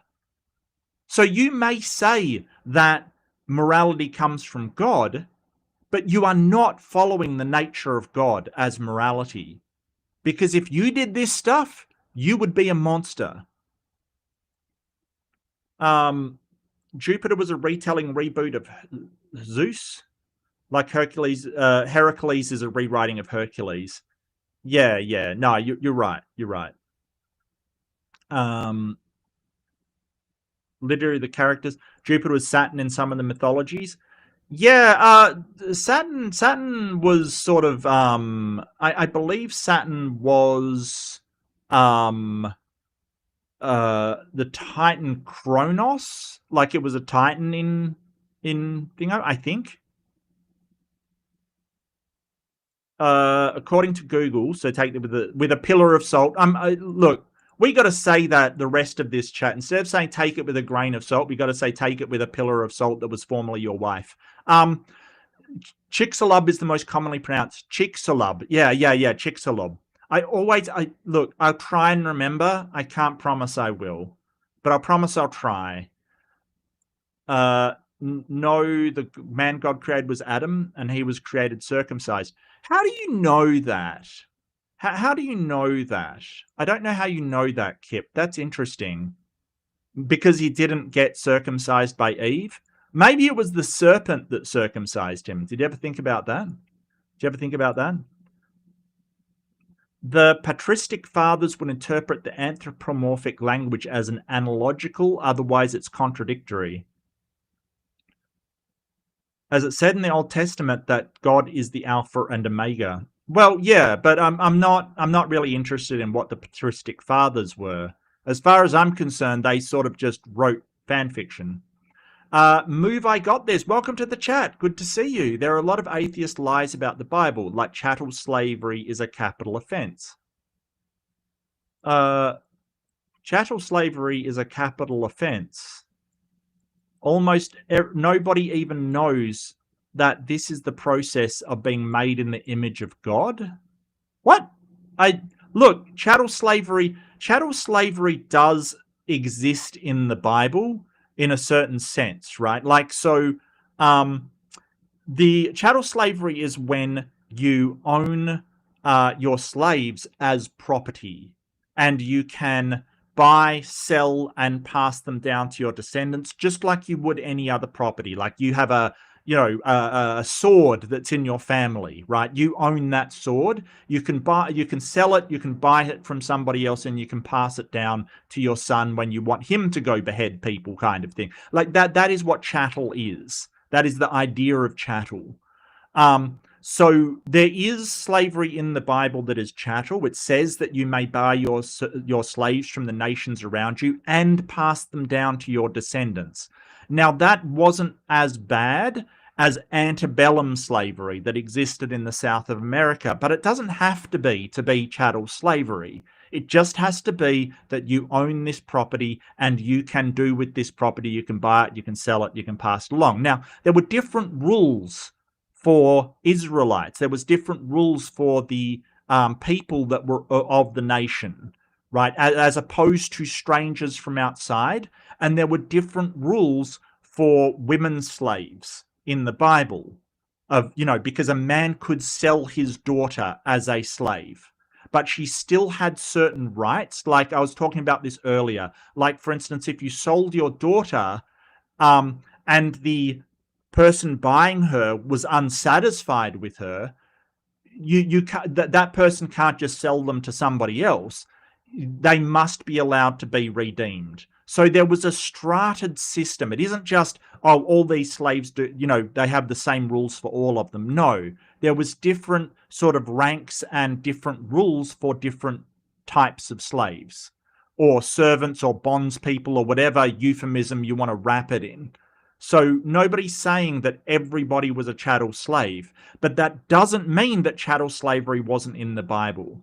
And maybe it was the best form of chattel slavery. Maybe it was a really regulated. That doesn't make it not chattel slavery. If you interpret God as anthropomorphic literally, you're forced to ignore the parts of the Bible where God is described as transcendent. Yeah, well, anthropomorphic doesn't mean you're exactly the same as a human. It means you've been given qualities of a person. So spirits of the wind can be anthropomorphic. They can be a person who does these things and still not be corporal or material human, right? Like it doesn't, anthropomorphic doesn't mean, completely, that's the thing. Anthropomorphic just means it has qualities of a person, not, completely a person. Like if you mean completely, absolutely anthropomorphic, then yeah, that would, but at that point it wouldn't be anthropomorphic. It would just be a human. So I don't know. I don't know why you can't have a god that's anthropomorphic and also be transcendent. I don't see a problem with that. Chattel slavery is not biblical. You can't kidnap anyone and make them your slaves. The word had different meanings and is used for a system of punishment. Right, so you can't kidnap anybody from inside the society, right? Like it is not legal to steal someone and put them into slavery, right? I got you. But that does not mean that you can't buy your slaves from other nations and have slaves. Nor does it mean that someone in the society can't agree to be an indentured servant, which under our current laws is a form of slavery. Like there's a reason why indentured servitude is illegal in the Western world. It's because it's a form of slavery. It's not chattel slavery, granted, but chattel slavery was still permissible because you could buy a chattel slave from a trader in, say, Egypt, right? Like you could go to Egypt, buy a slave, bring them back, they're your slave. You didn't kidnap anybody. You didn't make anybody a slave. You just are participating in chattel slavery, right? And, the whole idea that you can sell your daughter into slavery, right? And the women, don't forget, the women would not be let go out of the household as the men would be, and you could pass them to your descendants. That is chattel slavery. I'm really sorry, but it is. The fact that you can't, see your neighbor down the road, stuff him in a bag and take away and make him your slave has nothing to do with it. Just like if you were a free person in America, right, in the times of antebellum slavery, you couldn't just make your neighbor a slave. You couldn't just see a free person who was homeless and make them a slave, right? That wasn't a thing. Okay, you couldn't do that. That doesn't mean you couldn't go over to the transatlantic slave trade and buy slaves to bring over to America. It's still slavery, so that is not a point. But Dr. Kip's all over it. Bullshit. Kidnapping is entirely different from slavery. You can purchase women and keep them in perpetuity. Correct. Leviticus says foreign slaves can be kept in perpetuity. Correct. Also correct. And it even says you can hand them down to your descendants. Leviticus says that. So, I don't know if you're using a really weird definition of chattel slavery, but under any definition current, that's chattel slavery. There was no one to teach Eve how to give a blowjob. Oh, Purple, you are incorrigible, and I love it. I love it. Look. No teeth. Since they had no doctors back then, perhaps Eve bit it off. Yeah. No, why do you people always think the same? Chat, you are terrible, and I love you. You are terrible. Why did God invent him? That's a good question. And another question is, did Adam have a belly button? I really want the answer to that one. Chattel slavery is provided for in Leviticus 25. There is no punishment for slavery anywhere in the Bible. Absolutely. Absolutely. And so does it endorse slavery? Well, that's a question. Does it permit slavery? Absolutely. Does it condone slavery? Yes, absolutely. You don't have to encourage something in order for it to be condoned, right? Like, so does the government encourage drinking? No. No, it doesn't. But is it condoned by the government? Yes, it's completely permissible.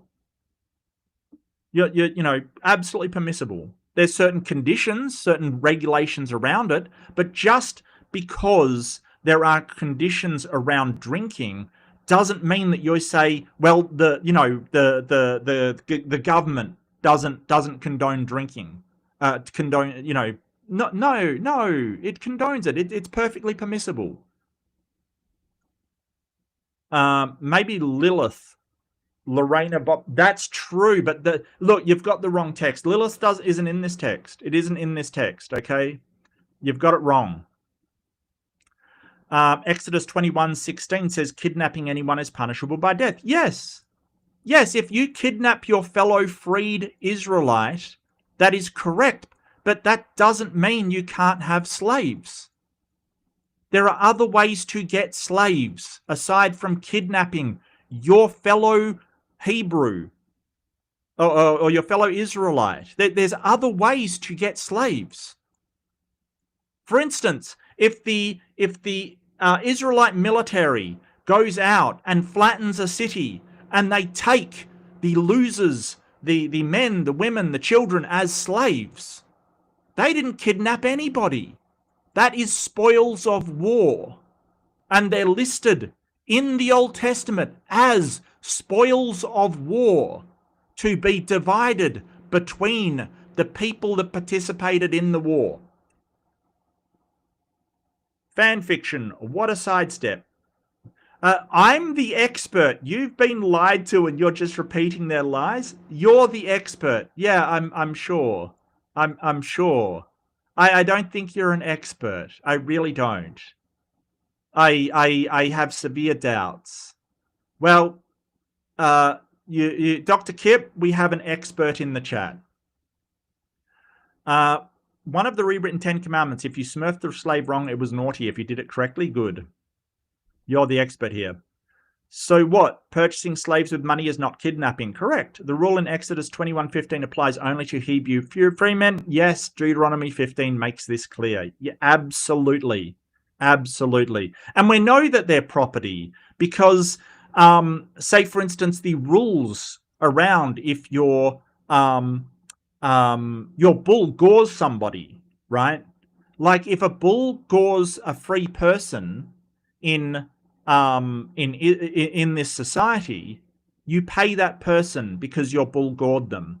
But if they gore a slave, you don't pay the slave.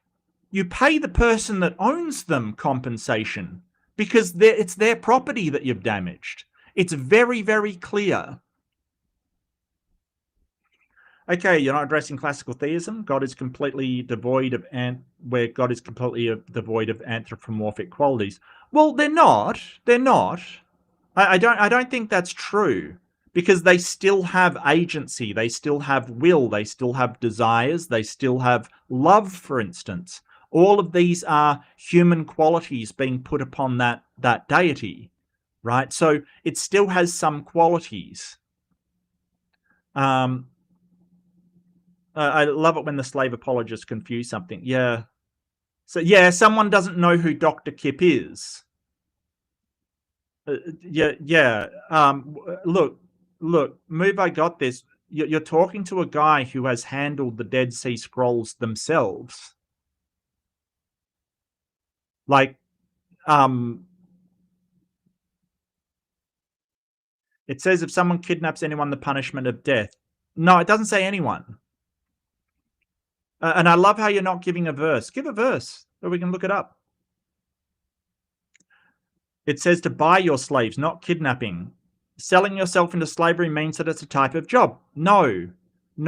Indentured servitude is not a type of job. And the reason why is because in any job, you can leave if you want to, right? You can say, hey, I don't want to be a part of this anymore. I am leaving. And there may be penalties if you're in a contract or something, but you can leave. And there might be penalties, but you can leave. No one can compel you to work for money. No one can compel you, right? If you want to leave your job, you may have financial hardship, but you can. You can leave that job and get another job or live on the street or whatever. Indentured servitude isn't like that. You are compelled to work or else you are either A, imprisoned, or B, executed. Indentured servitude is not the same as a job. You need to get an idea of what you're talking about. That's bullshit. Don't listen to these amateur. Oh, I know they don't know what they're talking about. They've got no idea. Like, seriously, I don't. Sorry, Kip. I didn't feel like I needed to point that out to the audience. I mean, it's frigging obvious. No idea what he's talking about. Absolutely. Yeah. And the thing is, if you just read the Bible, if you just read it without thinking, oh, it's the good book, it would be obvious to you that it is what they're talking about is the kind of slavery that we knew existed in that area at the time. It's not rocket science. It's like that kind of slavery, what was going on. And we've got other accounts of what was happening in the, like, it's not the only thing we've got to know what was happening. I think they're onto something. Yeah, yeah. An anthropomorphic God implies a form and limitation. God wouldn't tell those limitations. Yeah, I don't think that that's a definition of anthropomorphic. I thought anthropomorphic was just sort of giving human characteristics. That's all. Like whatever the characteristics are. I don't think that no, it's not form and it's not limitation. No, it's just if you're putting human characteristics on something that's not human, that's anthropomorphization. That is basically what it is. So maybe you're using a specific definition, but I wouldn't define that as a definition, honestly. Numbers, Smurf everybody except for virgins to keep alive. Yeah, we will get into that in the future, but yes, there's a lot of that going on. And that is, look, we know from historians, from other writings, that's generally what those nations did at the time. I don't blame them for it. They were just doing the moral code that tribal societies in the Iron Age did. That's what they did. They went into enemies and unalived them and then took all of the people as spoils. It just, yeah.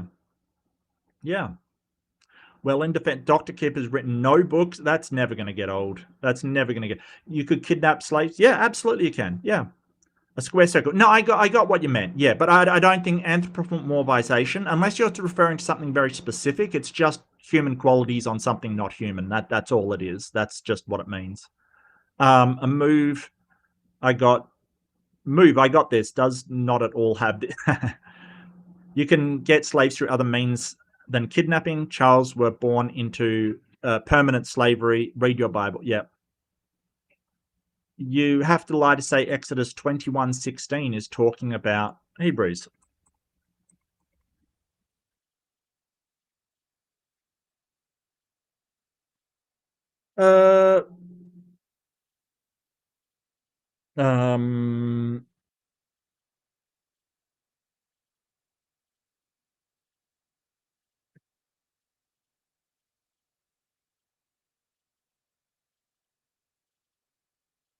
Yeah.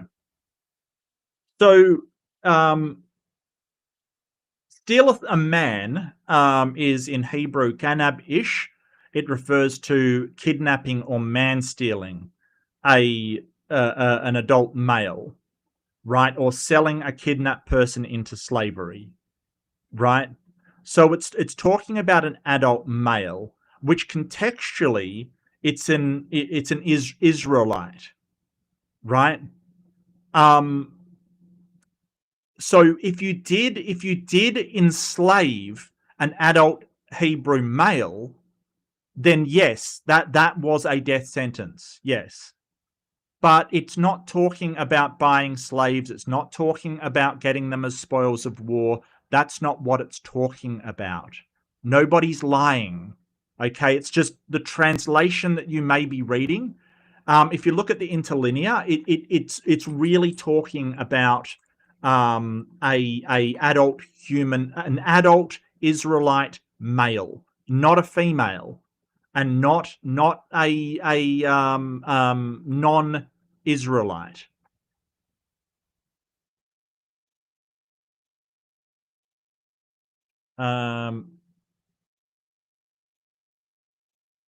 So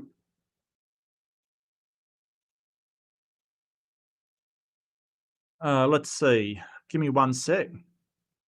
Because, I've done debates on this before, and usually, so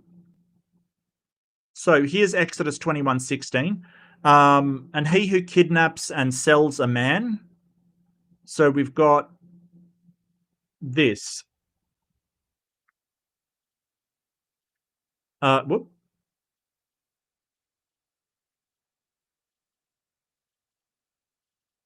Noun masculine, right? Any man, champion, consort, steward, man, one husband, every man, and a man, a male person. Basically, it means an Israelite man, a man of the tribe of Israel, or sort of Canaanite man, right? Like that's what the lexicon means. That's what it means. I'm really sorry, but that's what it means, and that's why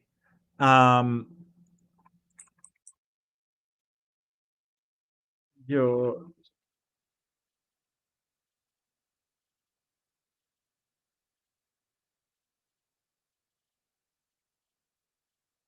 interlinear. Wow, I didn't know I'd be doing like a slavery thing today.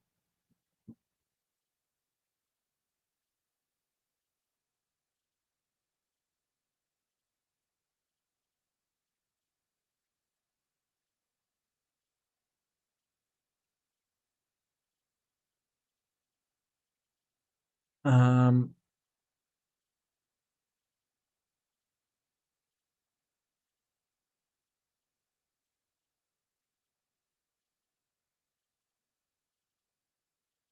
yeah, can't find it. That's okay. That's okay. I'm going down a rabbit hole here. So, all on the sort of, one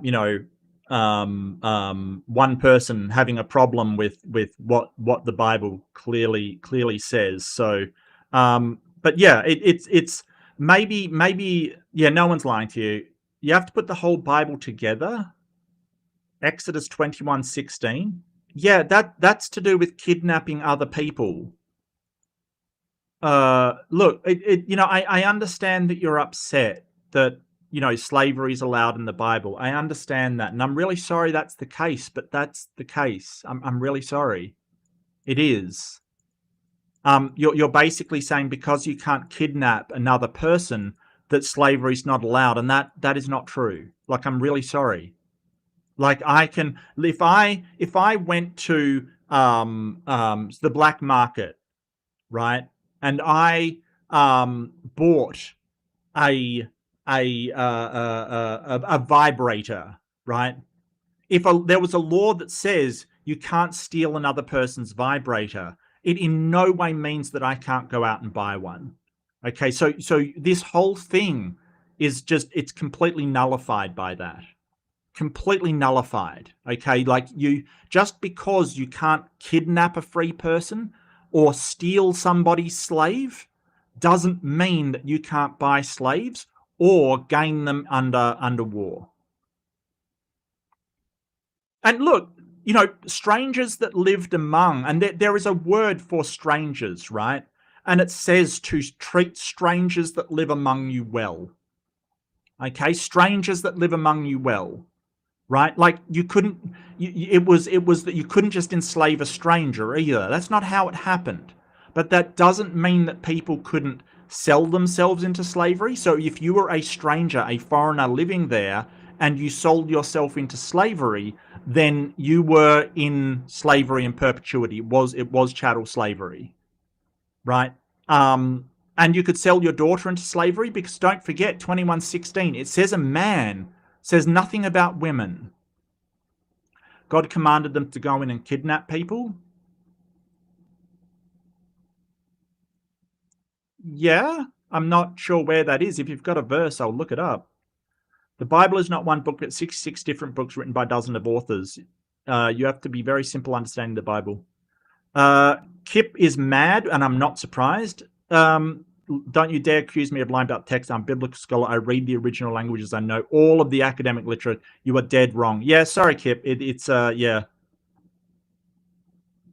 God rescued the Israelites from slavery. No, he didn't, and told them to be perfect as he is perfect. If you have to choose what selling yourself into slavery or your children, you'll laugh at what you atheists are saying. Well, not biblical scholars. I mean, biblical scholars generally agree that, yes, you could sell yourself into slavery as an indentured servitude. You know, like, even if you were an Israelite man, if you were down on your luck, you could sell yourself into indentured servitude, which is a form of slavery. So I don't know what you're talking about. But if you're talking about sort of the rescue of like all of the Israelites being slaves in Egypt, that never happened. That never happened. Like, don't get me wrong, there's probably slaves that were Israelites in Egypt, but the entire nation? No. No. No. With that, like, them being in slavery, there would have been so much cultural like cross-contamination. There would have been tons of things that they did, like Egyptian culture, music, architecture, and there's none of that. None of it. Like, that all of their culture is Canaanite, not Egyptian. After they presumably come out of Egypt, all of their culture is Canaanite. None of it is Egyptian, and that would be impossible. Think about how much African American and sort of white American culture has assimilated in just the last 50 years, right? This is what happens when people live together. So the Israelites never lived with the Egyptians. However, they were a vassal state, right? So the entire state was they were subjugated by Egypt, and they had to give tribute to Egypt. Like, they were basically a vassal state of Egypt. And this story about them leaving slavery is probably them describing coming out of being a vassal state. Never happened. Yeah. I love it when slave apologists are wrong. Yeah. Look, I'm happy to debate it. I'm always looking for debates. So if you know someone that wants to debate it that's not Jill, I'm happy to debate it. Your arguments are for the chosen. Anyone else is pretty much open season, and no, Christians are not the chosen. Well, no, that's right. The Jewish people are the chosen people, not Christians. I have solved the mystery of the Bible and healed dozens in the name of Jesus. I used to be an atheist. Okay, well, can you heal people? Can you heal people under scientifically conditions? Like, so if we set up a controlled condition with somebody with an illness, can you heal them under those conditions? Yeah, Dr. Kip is actually an expert. I would not look. I'm a smartass, and even I wouldn't challenge Dr. Kip on what he knows, and I'm a complete smartass. So yeah, now he heals people. Did you hear about the new coffee shop that hires baristas? It's called Hebrews. Wow, that Purple. I love you being in chat, Purple. It's terrible, but I love it. A biblical con artist? Okay, look, you're going to get a timeout if you keep doing that, mate. Like, you are actually just insulting a biblical scholar with credentials at the moment. Like, this man knows more about the Bible than I and you and all of the people in the chat will ever know put together, right? Like, he knows a ton. I am in awe of the amount this man knows about the Bible. It is incredible. A bit scary, a bit disturbing, but incredible. Okay, so don't. If you continue to hassle his credentials, I'm going to have to time you out, mate. That is just disrespectful. 100,000 Jesuses, yeah. There was a dude in Queensland who claimed to be Jesus. What does it mean when the Bible says dedicate your firstborn to the Lord? Okay, I'm going to ignore this guy from now on because, dude, you are out of your depth, my friend. You are way out of my depth. Ode to a scam beta. In Time Traveler. Hey, welcome to the Time Travelers. I'm sorry, I'm going through chat, so I'm reading stuff out and sort of mentioning it, so I might be a bit behind, but welcome. We are looking at the Bible. The current argument in chat is, was slavery acceptable in the Bible? Enjoy. Please don't argue with the biblical scholar who has devoted his life to studying the Bible. That's probably a bad thing to do. I've read the Bible cover to cover for 30 years and listened to all the faith. Well, it's wild then that you're actually wrong. The Hebrew slave laws in the Bible are very comparable to a wide other range of contemporary law codes. They all have similar legislation for slavery. Yeah, and I mean, this is what, when I started doing biblical slavery debates, I talked to Dr. Josh Bowen because he was around at the time. I would love to talk to Dr. Kip about it. You know, if ever I'm doing a debate, I will hit up Dr. Kip. But like Dr. Bowen told me, he said that, you know, because I said, like, it was pretty good for the time, right? And he sort of said, well, it was better than some, worse than others. You know, like, it's not, you know, it's pretty run-of-the-mill how people thought during that time. Thank you, Titan. Thank you. Thank you. I tried. Thanks for reading it. The cat down the road. Welcome. Titan, welcome. Who else was in here? Ken Vet. Welcome. I hope you're not an actual vet, Ken Vet, because if you are a vet and like animals, you're not going to like the Old Testament. I'll give you the tip right now. And thank you. Hey, thanks so much for Nick for the raid. I really appreciate it. Titan, if you could pass along my thanks, I really appreciate it. Refuses to answer of dedicating firstborn to the Lord. It was supposed him as a scammer.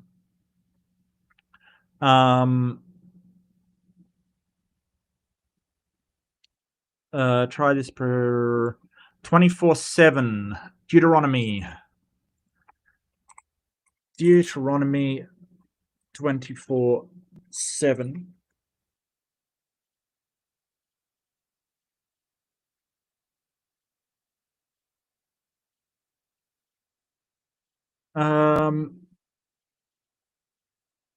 Right. Yes, and I'll share that screen so we all know we're on the same page and looking at it. 1 second.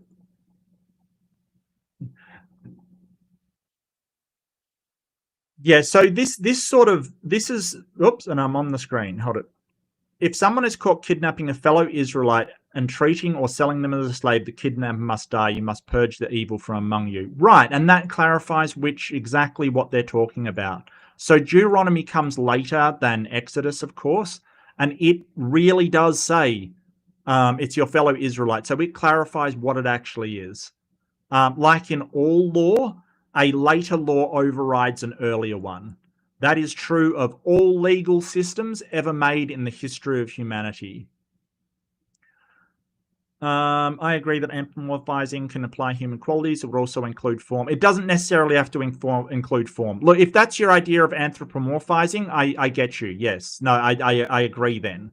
But that's not what I define as anthropomorphization. Because, like, Native Americans anthropomorphized natural events like the wind and the sun and things like that. And it doesn't mean they're applying the form to it. It's just a sort of something. Have I passed a port and put Britain? How dare you? How dare you? Do you think I'm British? How dare you? That's it. Ban him. No, I'm joking. Don't ban him. It's fine. It's fine. It's all good. It's all good. It's all good. It's all good. Like, I'm just joking. Like, how dare you say I'm a limey Brit? How dare you? I apologize to any limey Brits in the chat. I'm joking. I'm just joking. That's fine. It's all good. It's all good. Doesn't say you can have to. Look, I'm going to leave that argument there. Just you're wrong. You're wrong. Move. I'm really sorry. You're just wrong. I really need to get that wrong segment up. I suppose in most believers, critique seems to be cast and admirate. Yeah. No. I get you. I get you. I am from Australia, yes. Everyone sucks here. Yeah, well, okay. So if you're unfamiliar, for the new people, look, really what we're doing is I used to do a segment called Am I the Arsehole, right? Or it was called Aimbot. Am I morally bankrupt or them? Basically, it was doing Am I the Arsehole from Reddit. And some brilliant guy, who I won't name to shame him, stop the stupidity, recommended that I do it on the Bible, like God in the Bible. Would God be a complete arsehole if he did the things in the Bible? And so that's what we're looking at. And we're making our way through the Old Testament slowly. Yeah, man, you atheist lied. No, I did not say that. I did not say that. Oh, Australian portal. Yeah, yeah, so much worse. So much worse. Absolutely. Absolutely. The choices were A, B, or fuck everyone. Yeah, why not? Come on now. Uh, did God grape Mary? Yes. He didn't get consent, I'll tell you that right now. Um, I'm allowed to kidnap one person. I have a get one free card. Well, yeah, I mean, I've got a get out of jail free card, you know, but that doesn't work. Well, it works in Monopoly, but not in real life. Say it in Hebrew. Even if I sell the victim, the punishment is death. Yeah,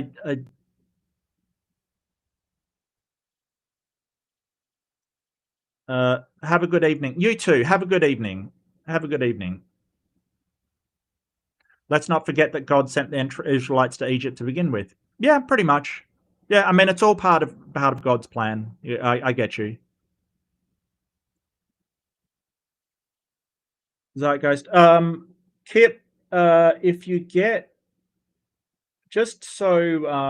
if you get mad or sick of the dude, I'll put you for moderator just for now. Just so if you do get sick of him, do whatever. I don't really care. Because the disrespect being shown. I mean, if you're fine having this argument, totally cool. If you're sick of the dude, do whatever. Because disrespectful to tell a scholar that they don't know about what they're talking about. Time traveler as well. Troll whack-a-mole. Hey, that's a job everyone. Brangwin mods for. Yep. Hey, Brangman, I'm more than happy to give you a mod. If you do want to, I do have a Discord server. Just join the server and drop something in the moderator chat, just to know we're on the same page and the sort of rules are pinned, I believe, or a thread in moderator chat. Yeah, the guide. Well, they're not rules. They're more like guidelines for moderators. But I do want to make sure everybody knows about it. But Kip, I'll temporarily to you just to so you know you can do something if you're sick of that conversation. I do have to move on to the next one. Some reverse read raid. Oh, Vic, thank you so much for the raid. Everyone's raiding me. That's awesome. Well, you didn't answer me. Can you do it under controlled conditions? Like if we bring you sick people, can you do it under controlled conditions? So, you know, because that could be very useful. That could be very useful. You love playing with your food. I've heard that about you, Kip. I've heard that. Mark Reed sometimes appears on his streams. How dare you? How dare you? Thank you so much. And it's Madam President Mosh Pit. Welcome, winner chicken dinner. Welcome to. Well, you didn't win anything. You won some emotes and other benefits. I do have a member stream tomorrow, so if you don't want to join in, I'll just be playing games, chatting. You know, not doing anything official. It'll be fun. It'll be fun. Yeah, there were yes, Christian memes. Christian memes. I don't know. I don't know. Like Christians can't seem to meme properly. It just like they can't seem to tell jokes properly. They can't seem. Anyway, I will wrap it up there. I'm sorry if I haven't gotten to your comment. I do try and go through all of them. Looks like the poll says God is the asshole, which I'd probably agree with on this passage because, holy crap. And we have a comment, Left-Handed Jedi. Thank you so much, Left-Handed Jedi. The amazing Randy was my hero. Rip. Yes. Yes. The amazing Randy. He used to give out a $1 million, a £1 million, because he was English, prize for anyone that could prove under testable conditions that supernatural events or psychics or miracle workers could do their thing. And he would give them £1 million if they could prove under scientifically controlled conditions. Referring to Ember. Oh, were you? Is Ember here? I haven't seen Ember in the chat. Oh, I'm over on Embers. Yeah, no, I get places, mate. I get places. It happens. I'm a bit of a channel whore, to be honest with you. Don't judge me. I'm okay with it. I like where I'm at. Okay, next up the line. Grab your Bible by the belt. We have Genesis 20. You know it, you love it. Okay. And am I the asshole post on Reddit? I am Yahweh posts. Am I the ass? No, hang on a second. Did I do 20 instead of 19? Oh no. Did I miss something? Give me 1 second. I might have mucked this up.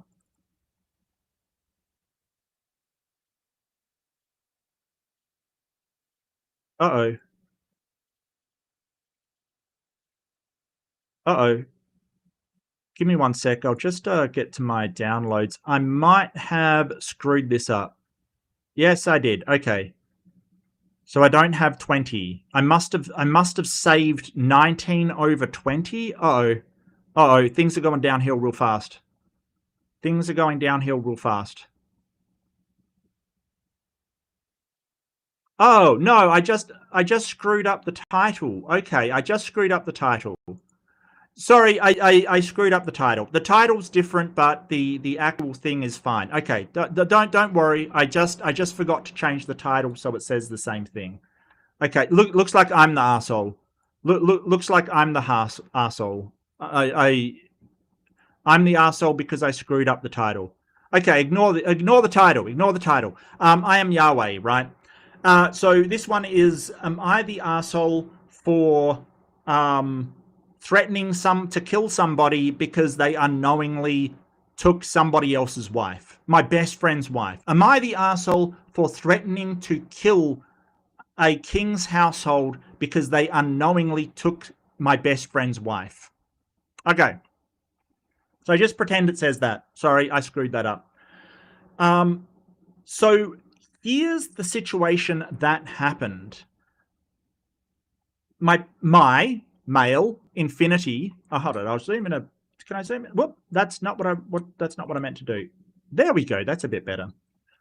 My male infinity best friend Abraham, male 100. He was either 99 or 100. We don't know, but yeah, was traveling through a region ruled by King Abimelech.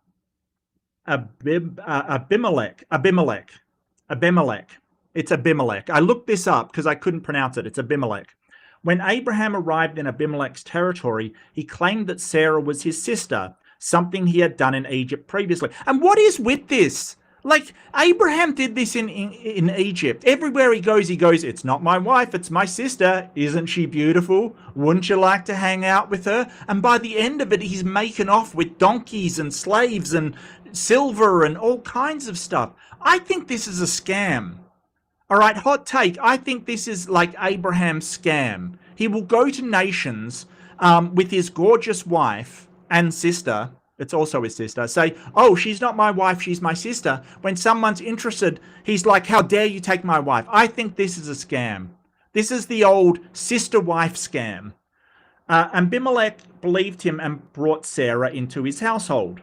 Yeah, I bet he did. From the king's perspective, this wasn't theft or violence, but Sarah was married. Yeah, she was married to Abraham. Abraham, yes. I was kind of annoyed. I came to Abimelech in a dream and told him bluntly, in a dream? Right, okay, that's how, like, I'm not even going to question how Yahweh is appearing these days. It's all a column of smoke and a fire pot and a torch. Like, it's weird. And told him bluntly that he was as good as dead because the woman he had taken was married. Sure was. Sure was. Is that the new link or the old? That invite might not work. There is a new one, I think. I hope. I pray. I believe that's the old one. Not sure. Abimelech immediately defended himself. He pointed out that he had acted with integrity and had been told both by Abraham and Sarah that they were siblings. He claimed he had not done anything wrong. He's not wrong. He did not know. He was lied to. He was lied to by both Abraham and Sarah, who said, no, we're not married. That's my sister. I told him in the dream I knew he had acted with a clear conscience and that I had actually prevented him from touching Sarah. Okay. So how is it that God can prevent this guy from touching Sarah, but he can't prevent him from killing Abraham and taking Sarah? Because that's what he was afraid of, right? That's what he was afraid of. So why can he do one but not the other? I don't understand. Like, surely he could stop Abraham from being killed for his sister wife if he can stop the... I'm so confused. Why?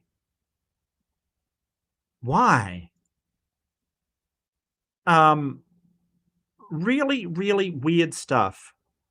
Really weird stuff. Like, yeah, I don't understand this. I don't understand this. Just give me 1 second. I've just got something to do.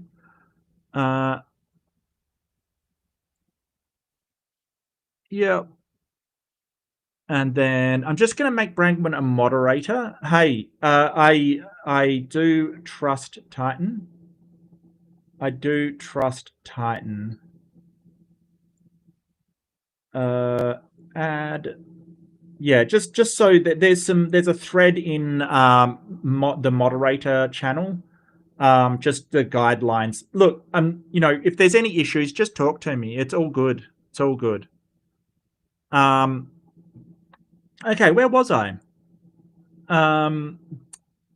However, I still instructed him to return her to Abraham and make things right, because Abraham was a prophet and would pray for him so he could live. Yeah, you need Abraham's okay or I'm going to slaughter you all. I also told him if he did not return Sarah, he and all of his household would die. Look, I don't know what the rest of his household did. Even if he did wrong by taking someone's wife, were there children in this household? Were there other women who just did nothing wrong? What the hell, God?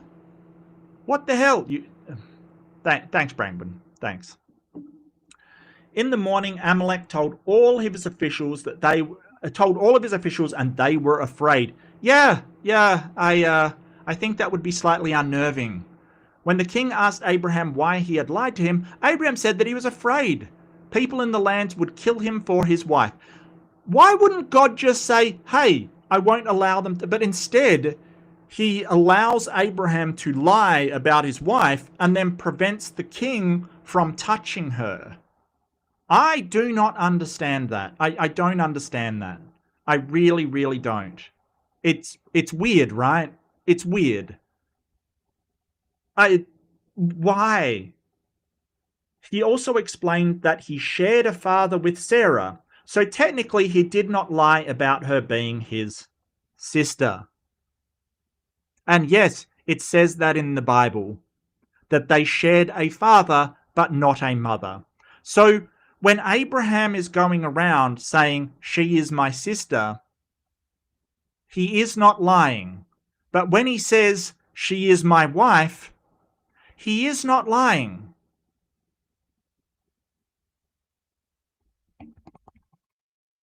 And it's weird that, like, in moral debates, Christians ask me, is incest wrong? Is it? It's in the Bible.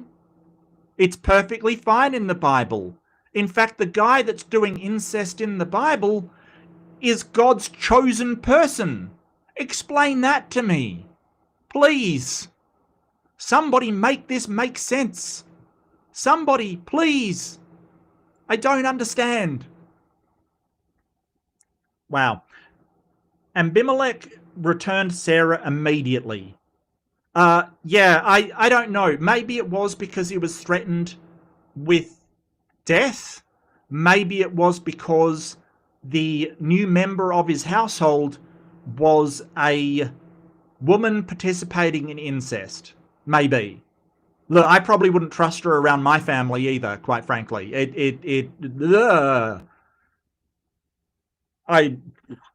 Not only that, he gave Abraham livestock, servants, and silver as compensation. Abraham, he did the same thing in Egypt. Abraham's running a scam. You know what? I think this is compromise, right? I think this is material to compromise somebody. I think that he says it's his sister. The Abimelech sleeps with him. Then sleeps with her. Sorry. Then he goes, unless you give me money, I'm going to tell everybody you slept with my wife, who is also my sister. And the king goes, oh, I better pay this guy off. Get out of here. Leave the country. Wow. As compensation for the offense, and told Sarah she was completely vindicated. Vindicated from who? Because Abimelech didn't do anything wrong. Like, it was vindicated from what Abraham did. The chosen guy, God's best friend. Look, if you're teaching morality to the humans, letting them run this, sister-wife scam on multiple countries probably isn't the way to do it. After that, Abraham prayed, and I healed Abimelech's household because infertility had struck the women in his house during the incident. I'm sorry, you're punishing the women in the household of the guy that didn't know, because he was lied to, that he had taken somebody's wife who happened to be your prophet, because your prophet's going around deceiving people. The good book, ladies and gentlemen, the good book. You punish somebody else's family for what somebody did, not even knowing, because they were deceived into doing it. Wow. And I mean, look at this. Even during this, like, Yahweh says, I knew he had acted with a clear conscience. But it doesn't matter, right? It doesn't matter that he knows that Abraham was the one being deceptive. It doesn't matter. He's just like, I'm going to punish your family anyway. Not even you, your family. I mean, him by extension, because obviously if your family's infertile, you're not going to have descendants, and that's a big deal to you. But holy crap. And can I just point out, this is twice now that Yahweh has cursed an entire household for what the man in the household did. Can I just, yeah. Wow. I have gotten a huge amount of criticism for rewarding Abraham for being deceptive while punishing the king for his ignorance. Technically, Abraham did not lie and just admitted the truth, but people do not seem to care about that. Well, yeah, because, like, when the guy says, hey, I'll take your sister, he should have said, well, actually, it's also my wife. That is being honest. A omission of some details is dishonesty. Like, so he is still being deceptive. In my defense, there are laws about taking others' wives, and I was just upholding the laws. So, am I the arsehole? Edit. I did not know. I know Abraham did the same in Egypt. It is not a scam, so stop saying that. Yeah, no, that is 100% a scam. 100%. Edit 2. Stop making incest comments. It was perfectly acceptable in the culture. Was it, though? Was it? Was it? Probably. Look, we know that it's bad. Moral or immoral in the culture, we know it's bad. And the reason why we know it's bad is because, the Habsburgs in Europe, who, married in their family to keep the blood strong, had all kinds of genetic problems. The Habsburg chin was a thing. And now we know why. It's because if you don't have variation within a gene pool, bad stuff happens. The hills have eyes is what you get. Okay, I will do the poll. Feel free to vote as you like. Was God right for threatening a household because Abimelech took unknowingly took Sarah. Okay, I will get my answers. But did I close that? Why did I close it? Oh, silly me. Okay, one sec. Here we go. Yay, Jester. Hey, Jester, I see you. I acknowledge you. I acknowledge your existence. I'm glad you exist. It does make me happy that you exist. Please continue to do so. All right, poll is up. Fantastic. I will stop the screen. And we will see some of your comments. It is getting later. I usually don't go this long. But hell, why not? Let's do it. Let's go. Let's go. Let's go. All right, what do we got? I'll just make my way up. Is this argument still going on? Oh wow. All right, more. You are out of your depth, my friend. Out of your depth. Like really. Really.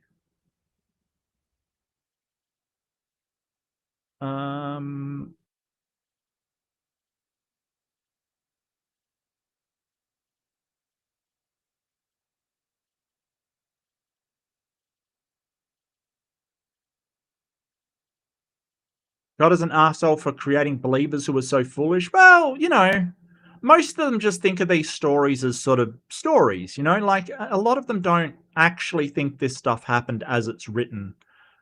I have seen streams from Dr. Kip. Oh, I love this. Bragwin says Ambivalek was ambivalent. Was he though? He seemed pretty keen on Sarah. I don't think he was ambivalent. So ambivalent, if you're unaware, that just means you've got feelings for and against it. Maybe after he was warned, he was ambivalent. Yeah. Maybe he should have changed his name from King Ambimelech to King Ambivalent.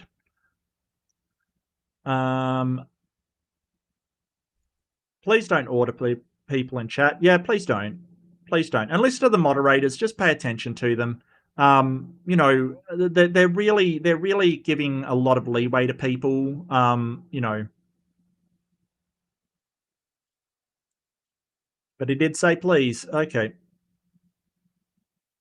Yeah, move. Look, mate, if you've got to boast about a chess rating in a debate, you have absolutely lost that debate. I'm really sorry, but you know, it's not something that has, like, if you've got a high chess rating, does it make you right about what you're debating about?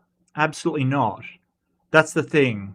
It has no bearing whatsoever. If you're actually debating someone in an actual formal debate and you say, but my IQ is this number, you have absolutely gotten roasted in that debate. Or else why would you bring it up? It's called a non sequitur. It has nothing to do with the actual argument. Oh,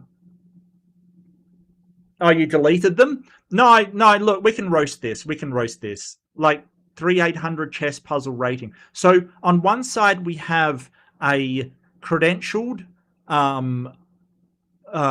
famous biblical scholar with years of in-depth scholarly study of these works in the original languages and the original texts, and on the other we've got somebody claiming a 3800 chess puzzle rating. I'm really sorry. That is you have beyond lost that argument as of that point. I'm really sorry, but you have, because what does that have anything to do with anything?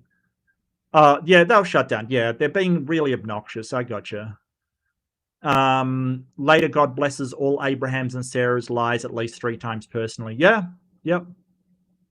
Because, like a lot of people I can mention in today's world, God doesn't seem to care if you lie or whether you tell the truth. What seems to be important in this context is whether you're loyal to God. That's what seems to be the case in the Old Testament texts. Like Abraham does all kinds of horrible stuff. Lots of people do. Lot did horrible stuff. It doesn't matter as long as you're loyal. But you still do not owe him shit. Yeah, fair enough. Fair. You don't owe him anything, Kip. You don't owe him anything.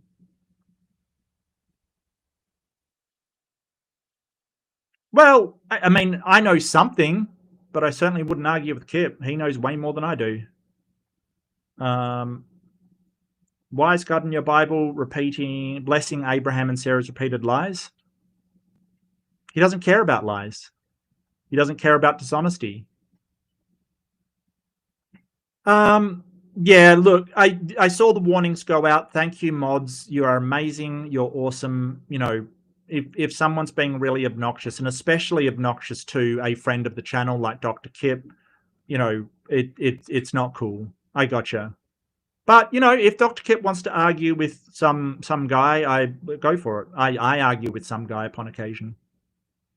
The reason atheists don't answer theist questions is because we see when you're not going anywhere, but Christians have never answered atheist questions because Christians have no answers. Well, I think it's more than that. I think it's sort of the loaded question is one that Christians answer a lot. Like, you know, you know, a loaded question is one with the answer already in there. Like, do you realize that this is the case? You know, there's no way to really answer that yes and no. It's loaded.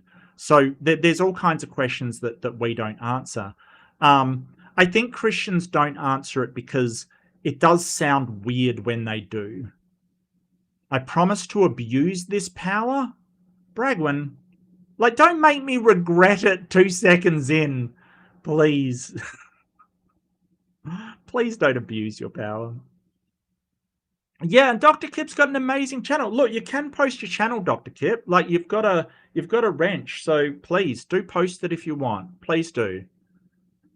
Someone went to the Donald Trump School of Handling Power. Yeah, it's similar, isn't it? Like, so that's what sort of, you know, I was thinking before. You're not wrong that, you know, a person that does not care whether you tell the truth as long as you are loyal to them. Donald Trump. I mean, the amount of lies that have been coming out that are just patently false, you know, like, but they don't care as long as you're loyal. Humans are great at just overreacting. Oh yeah, absolutely. Yeah, it's probably one of our survival strategies, to be honest with you.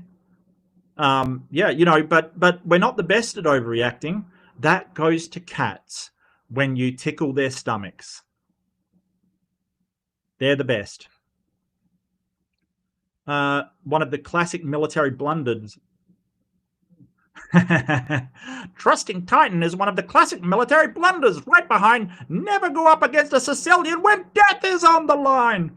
Princess Bride quote, I love it. That is a low blow. No one is as bad as Blump. I don't know.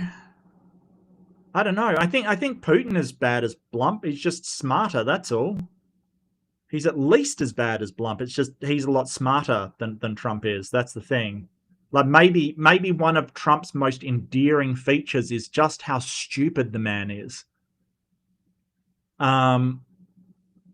When did man ever do what God said to do? It was rare, but there was a very good reason why. Oh, you mean like slaughtering the Amalekites? Yeah, slaughtering the Amalekites? What good reason was that? Oh, they wanted the land. That's right. Other parts they deny? Yep. I got him. Look. Could you fix your keyboard? Your caps lock seems to be broken. Like, please stop all capsing. Well, I think the New Testament is Old Testament fan fiction, just like the Quran is Old Testament fan fiction, and you know, the Book of Mormon is Bible fan fiction.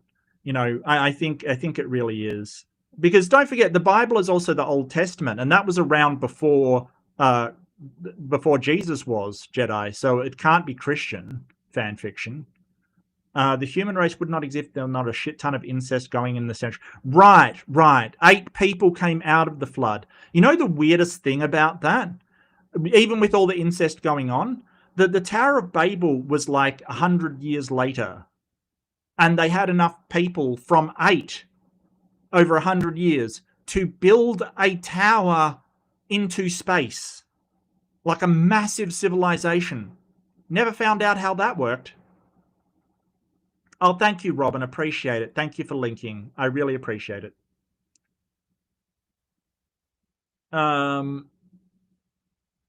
Abraham was just doing what Trump would do. Absolutely. No. Would Trump, in order to get a buttload of money and donkeys and slaves and whatever else he got from King Abimelech, would he lie about his daughter or his sister being his wife? I think so, yes. I think so, yes. I think so. It's literally a con game because Abraham is being deceptive. I think so, yeah. Yeah. Like the whole idea that they would kill him and take his wife, it doesn't ring true. Don't forget that at this point, Sarah was like 90, right? So why would they kill him and take his wife?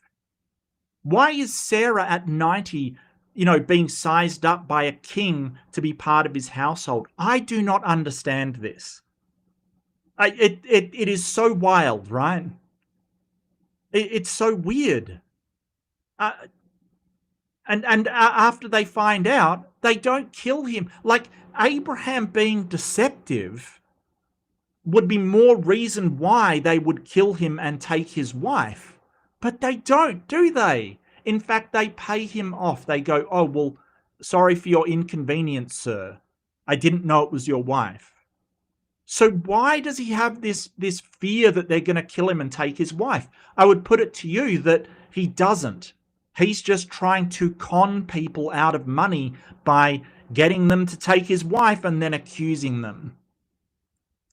But it's a scam if I don't like the facts. Facts. Yeah. Yeah. Yeah. You can't be calling a reputable biblical scholar a scammer. Like, you're accusing somebody of, please. This isn't just some random off the internet you're talking about. Seriously. I don't know. Yeah, that's never not funny. You're right. You're right. Saying it is even funnier on screen. Saying Titan Uranus is also way funnier on stream. Abraham and Isaac on the sacrificial slab later. It is really a moral story as well. Yeah. Yeah. And the question was, would Abraham have killed Isaac? Absolutely he would. Yes. Yes. Oh, that's beautiful. Hey, send him over to Kip if you want. We can laugh at him. We can all laugh at him. This guy, Abraham, is the father of the world's 3 largest religions. Correct. Well, yeah, kind of. Yeah. Yep, the Abrahamic religions, Judaism, Christianity, and Islam. Jacob literally means trickster. God loves con artists. Well, he did in the Old Testament, at least. Maybe his PR campaign said, hey, New Testament, you've got to stop promoting these hucksters. You've got to stop selling Bitcoin God. You've got to have now, and the weird part is, and this is the problem, that the one of the 10 commandments is thou shalt not bear false witness. And Abraham's just doing it willy-nilly, and he's fine with it. Yeah, it's weird.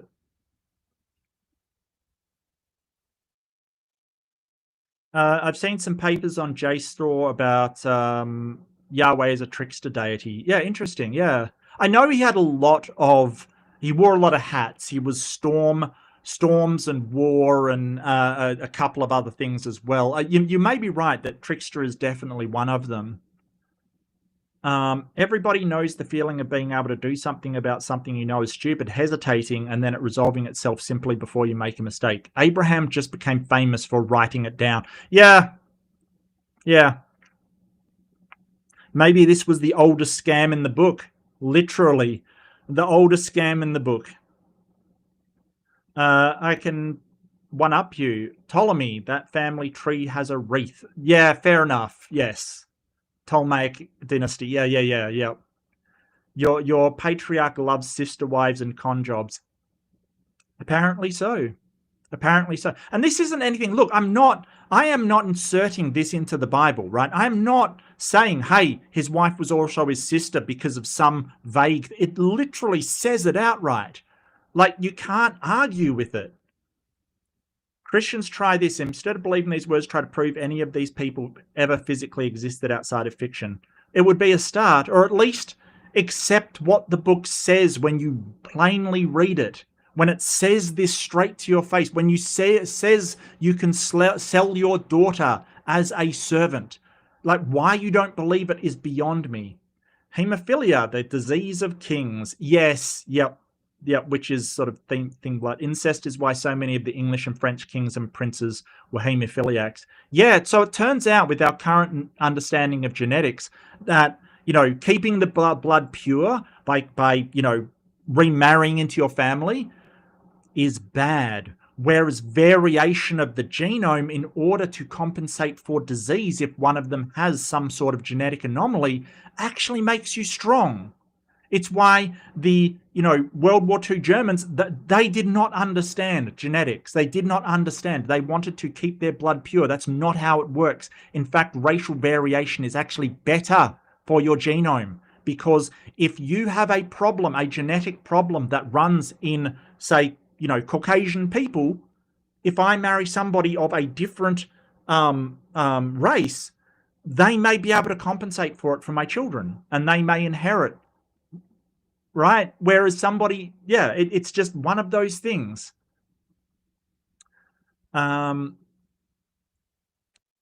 Yes, he wants the offering of firstborn for humans and livestock. Yep. Hezekiah probably exists outside due to outside sources. Is there anyone that can be sourced externally that is a Bible character? Well, old on you. I mean, there is some you know, outside sources for a few people in the New Testament. Old Testament, not so sure about that one, champ. Yeah, thanks, Dr. Kip. Yeah, thank you. Really appreciate it. It definitely is enlightening. And look, I always feel when I talk to Dr. Kip, I learn a lot, and I really appreciate it. Moore was taken to the shore and released with the other bush beaters. Wow.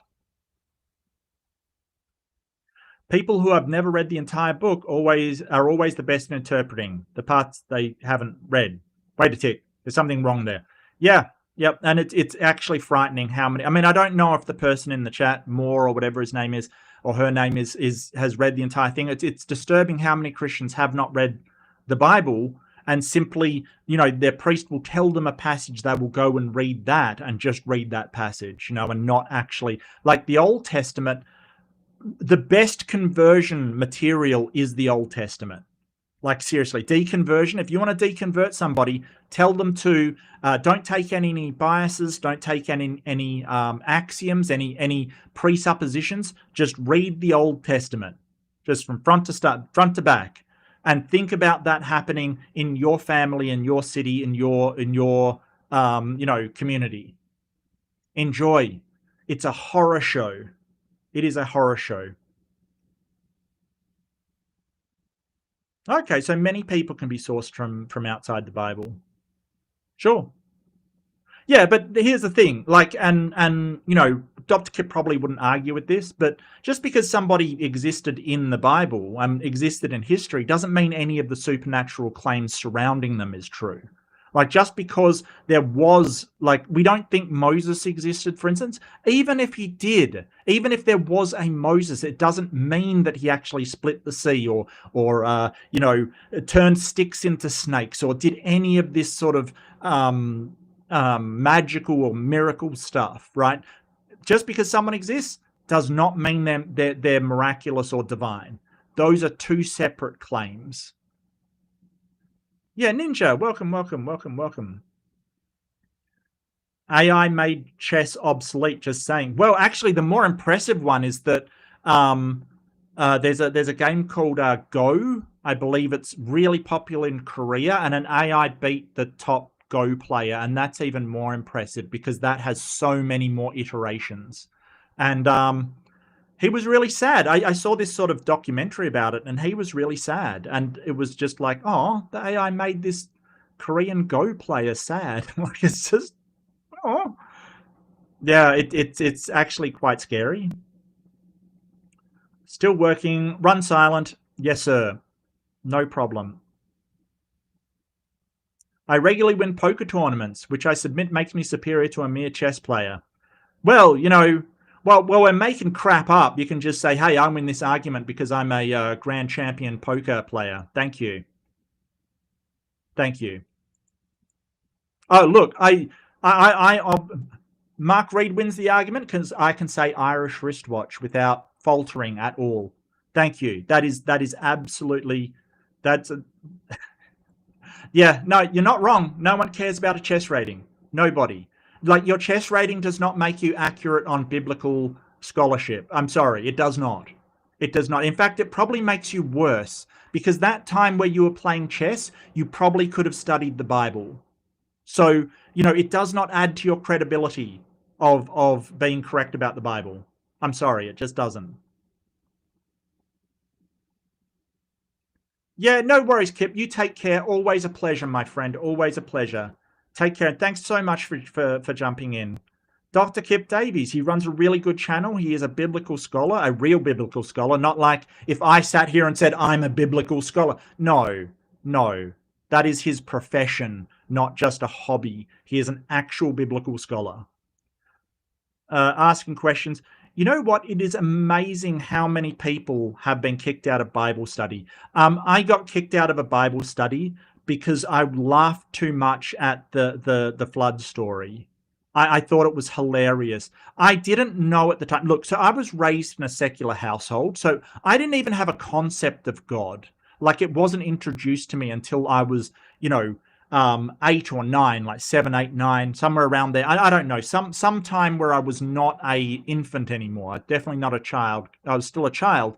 But going into, like, I think my aunt took me to church and they put me in Bible study. And I thought it was a story, like a funny story. I honestly didn't know they were serious. But I got thrown out as well. And a lot of people have. A lot of skeptics have been thrown out. Yeah, drop it. Drop it and pop it. Yeah, go over there for some biblical studies. And just to be clear, Dr. Kip fucking loves the Bible. Just in case you were wondering. He absolutely does. It's unnerving. It's unnerving. Don't worry, I mod way too many channels to poison the well of my reputation. Sure. So does Titan, but that doesn't stop him. Got Titan Uranus. I got him. Gnome got fired for not lying to Congress. Yeah, absolutely. Look, and I think it's tragic that she got fired. No, it's not tragic that she got fired, but it's tragic that she took the blame for something that she was doing that was obviously exactly what her boss wanted her to do. I kind of feel sorry that she did exactly what her boss wanted her to do, and she was blamed for it. That's stupid. She was doing exactly what she was supposed to do. The person that should have been fired is Trump, who was telling her what to do. Like, she said a while ago that she discussed these ads with the president and he was all on board for her doing those ads. She does the ads and Congress reams her out over how much she spent. He just throws her under the bus. I think that his other minions should learn from this experience. You will be thrown under the bus. When accountability comes, he ain't taking accountability. You are. My cat loves it when I touch his belly. Look, yeah, no, and that's a sign of trust because you can touch his belly. I'm not talking about belly rubs. I definitely said tickles. Okay, tickles. You don't tickle. You rub a cat's belly softly, gently. But tickling it, no, that's bad. You thought it'd be done in 10 minutes? How dare you? Are you saying I finish early? How dare you, Robin? I'm offended. I'm offended. Bragwin banned me? No, not to my knowledge. Kash Patel. Yes, Kash Patel lied to Congress. He gets to keep his job because the Justice Department is no longer independent. Because who's going to prosecute him? And, obviously you need someone to be able to prosecute him for contempt of Congress before you can hold him accountable. So I don't see that happening in this administration. But yeah, he definitely just lied straight to their face. Look, all caps. Fix your caps lock. God damn it, Jester. And Twilight is Bible /. Bible slash. I don't know what Bible slash.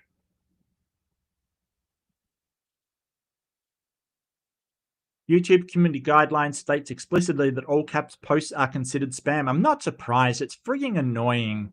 Like, seriously. Look, the occasional all caps, I don't have a big problem with it. I don't really care. But people, there are people who think that the only way to be heard is you yell in all caps throughout the entire thing, and that just is poor. That's just poor.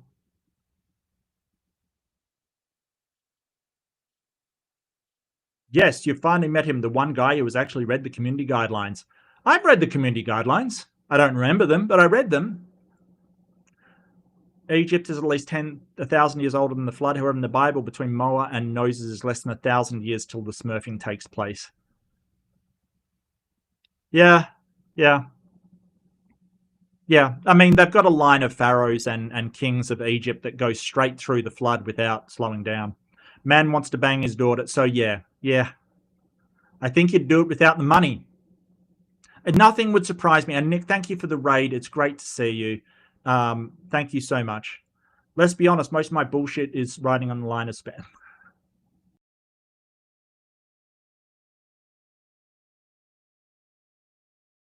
Lie disqualifies him. Why not the poet who claimed the same? Does a title make words less true? No, it means we have greater accountability for our politicians than a poet. But what are you talking about? Are you saying that, like, we should hold the leaders of our country that tell us things in order so we should be able to vote on issues as the same standard as some dude on the street who is saying, I make stuff up so people feel good? What? Holy crap, I've never heard somebody argue that a politician should, it's moral for a politician to lie because poets do it all the time. And by the way, poets don't necessarily lie. They use hyperbole, they use metaphors, they use analogies. One is art, right? One is information, or is supposed to be fact. One is supposed to be art. Look, if politicians were just making up stories in order to entertain people, I would hold them at a different standard, but they're not. That is insane. Yeah, they're held to different standards. Yeah, no, you're not wrong. That's insane. Not going to lie, the allegory is writing as top-notch in the Bible. It is primarily a story. It's pretty good, actually. It is pretty good. And it's weird how much they take as allegory and what they take as absolutely true, right? Because they talk about, he laid out the lands in a blanket and things like that. They have allegories like, that's not true. It's just a poetic way of saying it. It's an allegory. It's a hyperbole. And then you'll have, when they come up against these sons of the Nephilim, they're like, the people as were crickets to these people. And they're like, no, that's absolutely true. It proves they're giants. Why is one allegory or hyperbole and the other is, they're factually describing what they saw? Because they want one to be true. I could write a poem about that, but I won't because I'm running for office. No, apparently you should just write a poem running for office. Just every single piece of legislation should be in limerick form. That's our new legislation, right, for the country is going to be in limerick form. There once was a man from Nantucket who saw his sister and tried to fuck it. The outcome was bad, so we deemed this sad. It is illegal to do anything like it. All right, that's the new legislation that's been coming out. All right, that's how we should do it, because poetry is the same as politician. Wow. I'm sorry about my limerick making ability on the fly. It was very difficult. Judaism is definitely... it's not Judaism? Then what is the third? What's the third? Hinduism? Because there's definitely Christianity and Islam at 1 and 2. It is Hinduism. Okay, yeah. So the third one isn't an Abrahamic one. Gotcha. Okay, so I was misled. I'm sorry, Kip. You're right.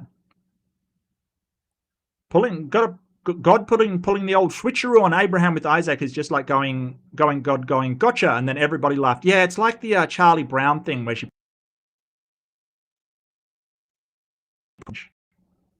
Weirdly, I'm not seeing Purple's post. Has Mark read the Super? I have read the Super Genius. Yes, yes, yes. The Ten Commandments is God just. Well, the thing is, like, he's probably thinking, oh, this guy's just on here boasting, like making up that he's a biblical scholar. So I'll just make up that I'm a genius. Yeah, except he's not making it up. That's the problem. Ten Commandments is just God telling everyone, yeah, Abraham was a dick, but that doesn't mean you can do it.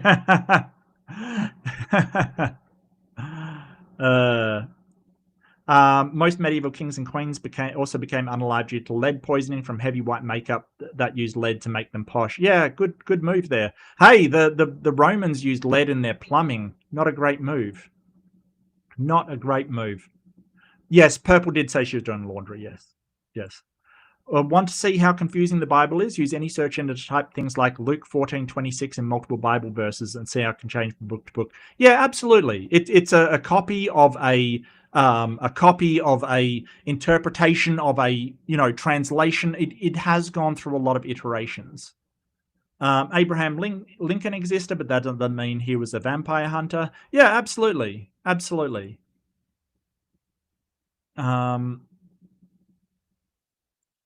Or if Egypt's lead poisoned kings outlast Noah, is a flood just a geological exaggeration? Well, probably, yeah. I mean, no one's saying there wasn't local floods around at the time. Local floods happen a lot, like they happen. But we know there wasn't a worldwide flood because we would be seeing more or less all of the same geological features. Floods leave a very, very, especially big floods. For instance, the Missoula floods from the Missoula floodplains that tossed boulders and stuff. We see this very, very distinct geological pattern, and that was when an ice wall at the end of the last ice age around the Great Lakes melted and all the water rushed out, and we can tell there was a flood. And so we should see these telltale signs of a flood all over the earth, and we don't. Not to mention all of the other reasons stacked on top of each other of why there was not a global flood. There's so many, it's ridiculous. It is the worst story. It just does not make any sense. How much practice did that take? I'm not sure. How much practice what took?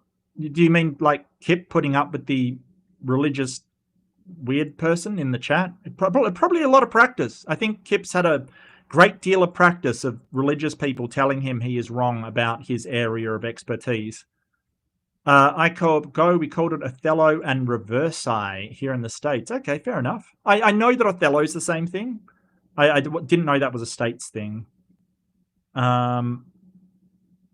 If a Smurfed King provides the flood was fake, does that mean your own history is just a geological exaggeration?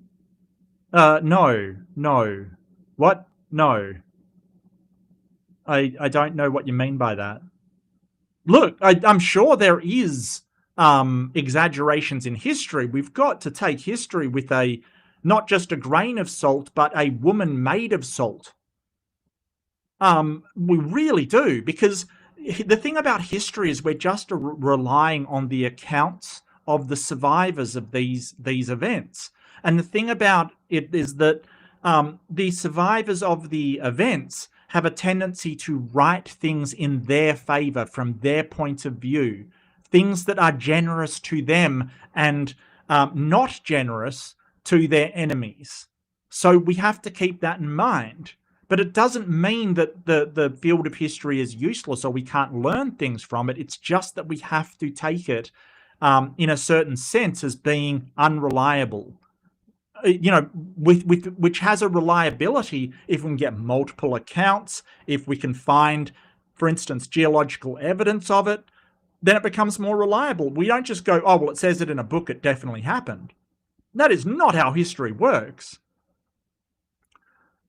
The question I asked was, who did Adam and Eve's kids have kids with? And where the hell did the people from the land of Nod come from? I got told not to ask questions to go to hell. Yep, absolutely. So this is Adam and Eve. They had Cain and Abel. Cain obviously killed Abel, the first murder, the first crime, basically. And then Cain left and went to live in the land of Nod and build a civilization there. But he took a wife from the people in the land of Nod.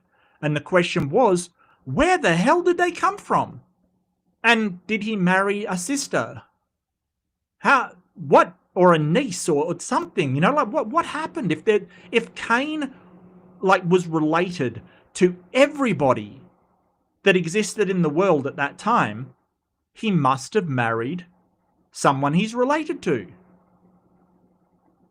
Incest again.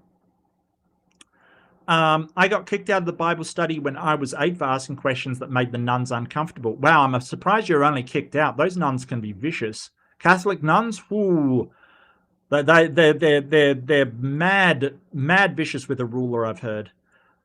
The arc is so funny when they say it's literal, but if it's just an allegorical story arc, literally, suddenly it makes sense. Well, there's some older stories that sort of resemble it. So it's quite likely to be an older story that's just been exaggerated. Like you have the Epic of Gilgamesh and the Atrahasis, which sort of have the same story, just different sort of details. But some of the details carry over, like releasing birds to see if there was any land, and, you know, saving the animals and stuff. There's all of these, you know, it is an archetype from the area, it seems. She's able to take her boy toy with her, though. Absolutely. You always got to take your boy toy. Come on now. Boy toy and cask wine. That's what you need to have when you're escaping, apparently. I thought she was just transferred after he got millions in contracts. Yeah, so she gave contracts to companies which had not existed 2 weeks before the contract was announced. Like, really just a, yeah. Picture of Trump and Gnome. I think I did a Fundamentalist Fails on Gnome. I think I did a segment on Gnome ages ago when, you know, it came out that she shot her puppy in the face. Tickles get me scratching post-treatment. Yeah, absolutely. That is the overreaction.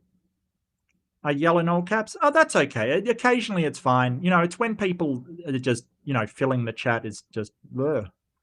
Imagine Edward as Joseph Smith and the cardboard he falls in love with is the author. So the author was writing fan fiction about her and her religion's founder. Okay. I think it wasn't just Joseph Smith that worked on that. So those are the other ones. When you learn Hebrew, it takes the text to another level. The wordplay is so good. Look, Kip, I barely know English. Seriously. The Nantucket thing gets me all the time. I don't think our politicians could uphold the standards of honesty that most poets do. Look, that's tragic because it's true. That is tragic because it's true. Islam denounces the Jews as the chosen people for the Muslims. Yep, correct. When are you running for office? Oh, no, never. Oh, no, I wouldn't do that. Please, no. No. God, no. Wow. Also, I did read and adhere to your message. Good. The Romans also used lead to sweeten their wine. Romans really needed to invent a Food and Drug Administration. Just saying. You're the only biblical scholar that trolls YouTube chat threads. Hey, look, man, you got to blow.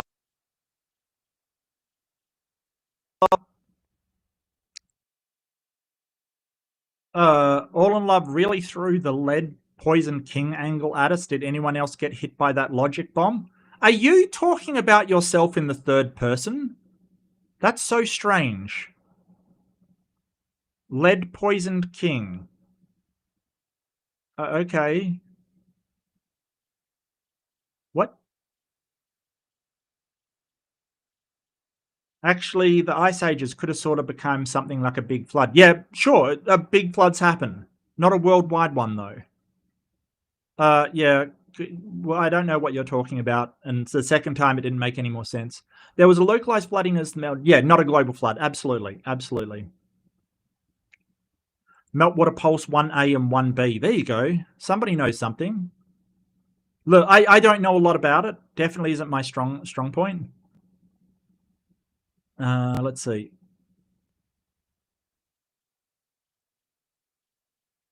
Yeah, I'm not even going into that life begins at birth.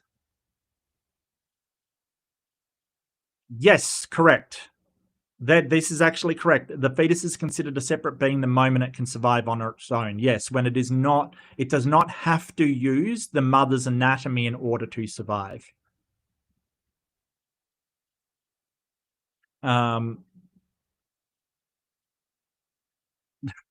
Dark Story is racist. The white bird gets a second shot. Yeah, yeah. Look, I would have stuck with the Raven, to be honest with you. Corvids are really smart. I would have stuck with the Raven. That's just my opinion. Doves are pretty stupid compared.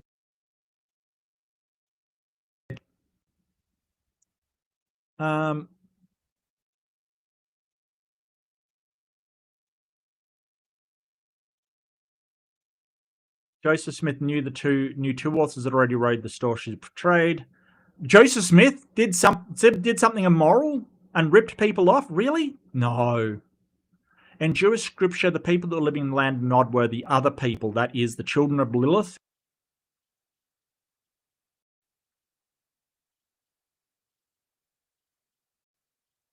So that makes more sense.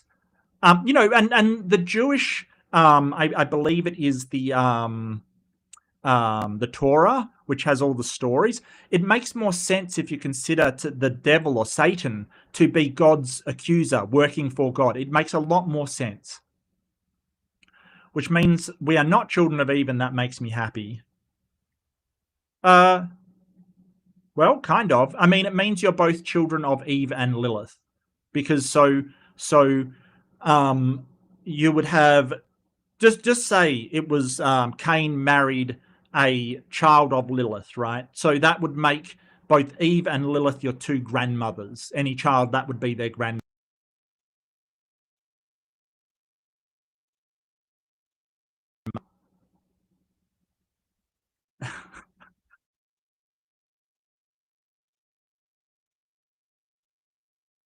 Am I having problems? Do I need to free up some memory or something? Am I dying? Am I dying though? Am I dying? Am I back? Look, I always have to point it out when someone unironically uses a checkmate atheist, right? It's always funny. It's always funny. And especially because their main thrust of their argument is that they do well on chess. My mic's cutting out. Give me 1 second. Sorry, just 1 sec.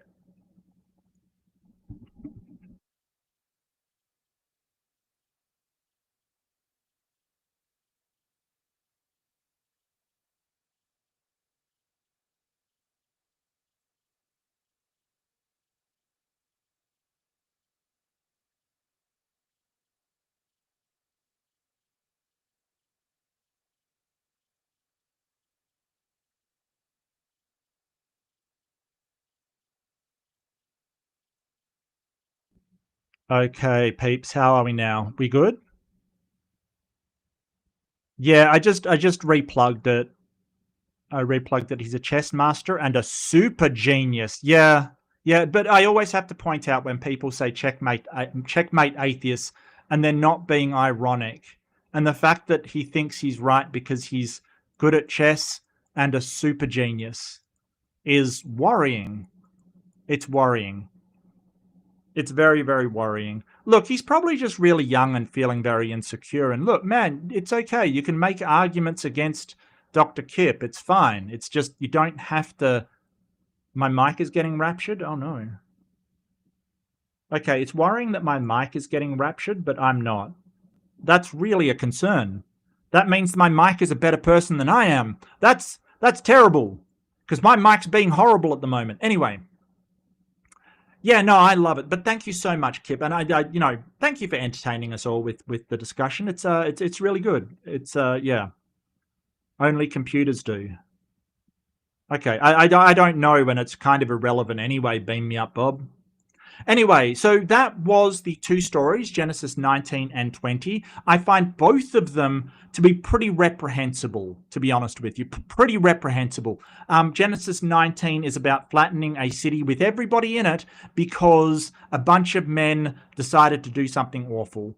And then the chosen good person that you have saved from the city has entanglements with his daughter, then blames the daughters on that.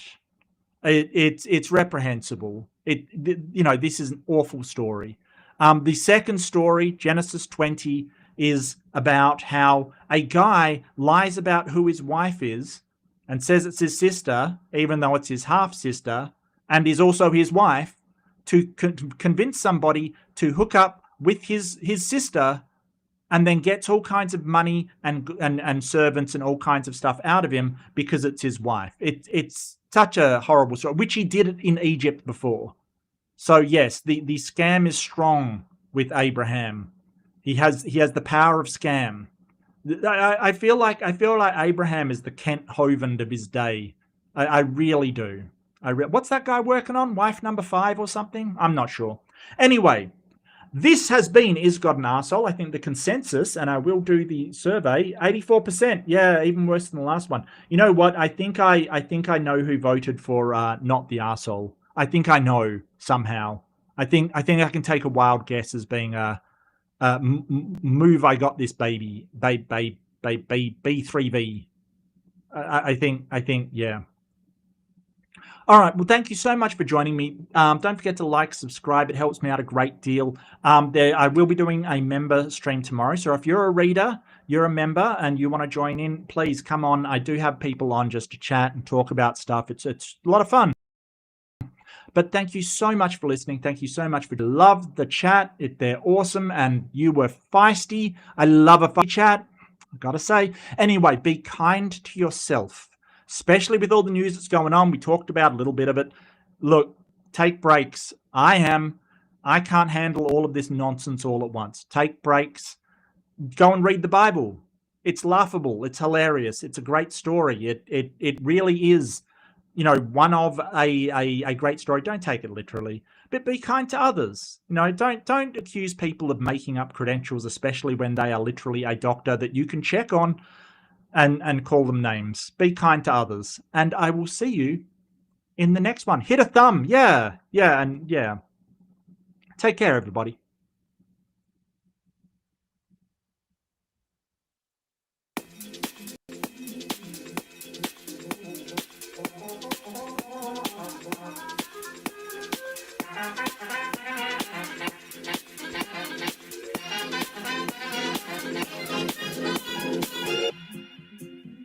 To what new horizons can we look now? Where are tomorrow's opportunities? The frontiers of the future are not on any map. But now, what's ahead of us?